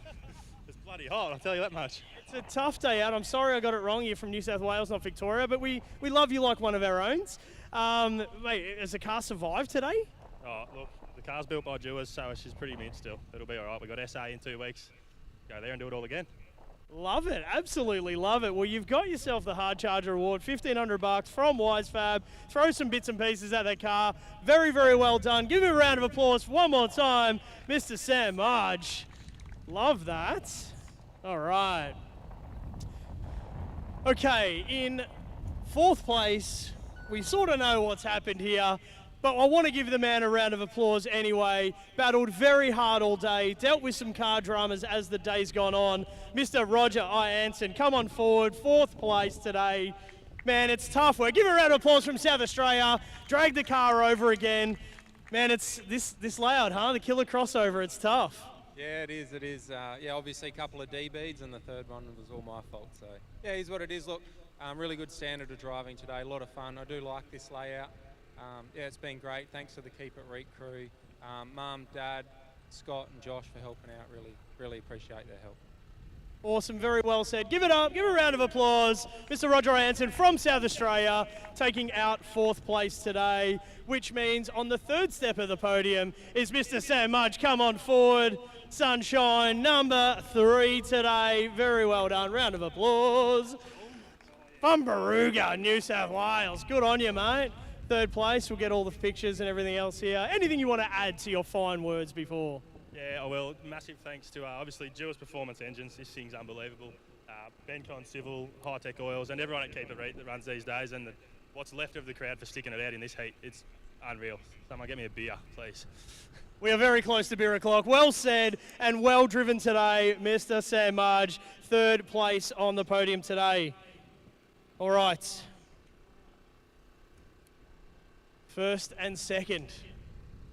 Maybe a mega upset of the day or a mega drive, one way or the other. Both of these guys have battled so hard all day, putting everything on the line. A little bit premature there, Mudgey, but that's all right, champion. 1st place, Mr. Kale Scott from South Australia. Patrick Barlee gets 2nd place today. Come on forward. Come on forward.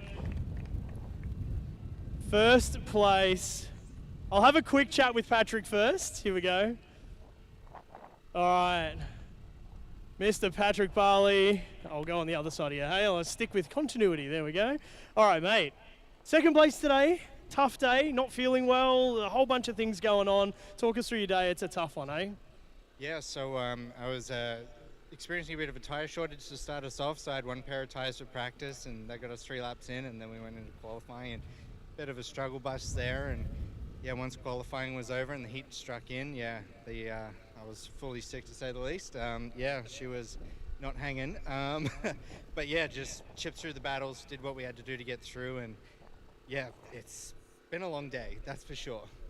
I think it's been a long day for everyone, but the car has held up reasonably good condition. I think at one point I saw you drag carbon Kevlar down the wall, and you absolutely put it on the line every time you drive. We love watching you. Very, very well done today. 2nd place today. Give it a round of applause. Mr. Patrick Barlee for 2nd place. Awesome stuff. And last but not least, but did you think you'd wander over to Victoria and just take the top step? Mr. Kale Scott, give him a round of applause. Top step of the podium today. Wowee. Every time your car came up on the live stream, I'm like, how is that thing being held together? She's a battle-hardened machine, and you are too. Mate, talk us through your prep into the day. How do you feel? The prep for the day was getting some cable ties and race tape and putting the car back together, but yeah, we got it back there. Sucks to win the way I did. Actually, the last 3 battles I didn't actually win. Got a spin and 2 D beats, but I did the same in practice, got it out of the way early, so it is what it is, I guess, but it would have been better to have some good battles and win it that way, but that's what we get. Look, the sport can be really tough, but the driving standard today was mega no matter what. We were watching, and there's times where I was up on the hill there, just watching you rocket down the drag strip. It's like you were going for the fastest line down the drag strip rather than entry, but whatever, like mega driving. In practice, you were putting it on the line and throwing it deep, and you were just exploring all the limits of this layout, but it looked like you had a good time. You're on the top step of the podium today. Mate, what else is there to say?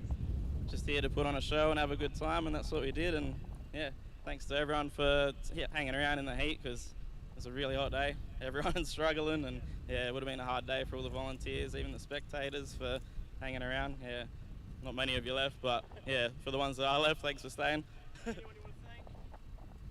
Thanks to the missus and the kids for helping out all weekend, and yeah, thanks to everyone else who helped get the car ready.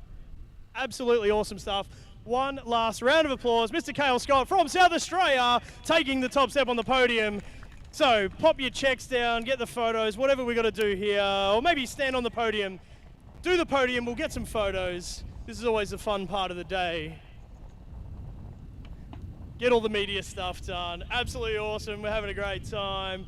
Thank you guys. We really appreciate you. If you've taken any videos or pictures today, make sure you tag Keep It Reet, and we'll try and share as many of your pictures and videos as possible. But this is your podium, ladies and gentlemen, and I reckon now we get to do a little bit of the champagne. Maybe I'm going to run away. Oh, he's a cheat. He popped it early just so he could spray and leg it. All right. That is your podium, and they are your competition winners for this round. Round 2, ladies and gentlemen, one final time. Give them one big round of applause for having a good time. Kale Scott's going to... I would not be doing that, I tell you what. Mega. Absolutely mega. That is a nasty shoe, I can tell you. All right, folks, thank you so much. Thank you to all our sponsors. Thank you to everyone on the live stream. If you've tuned in today, we really appreciate you. We will see you back at Calder Park over on the Thunderdome for the final round, round number 3, in just a couple of weeks' time. Make sure you get home safe, and we'll see you next time. Thank you for supporting Keep It Reet, and we'll see you then.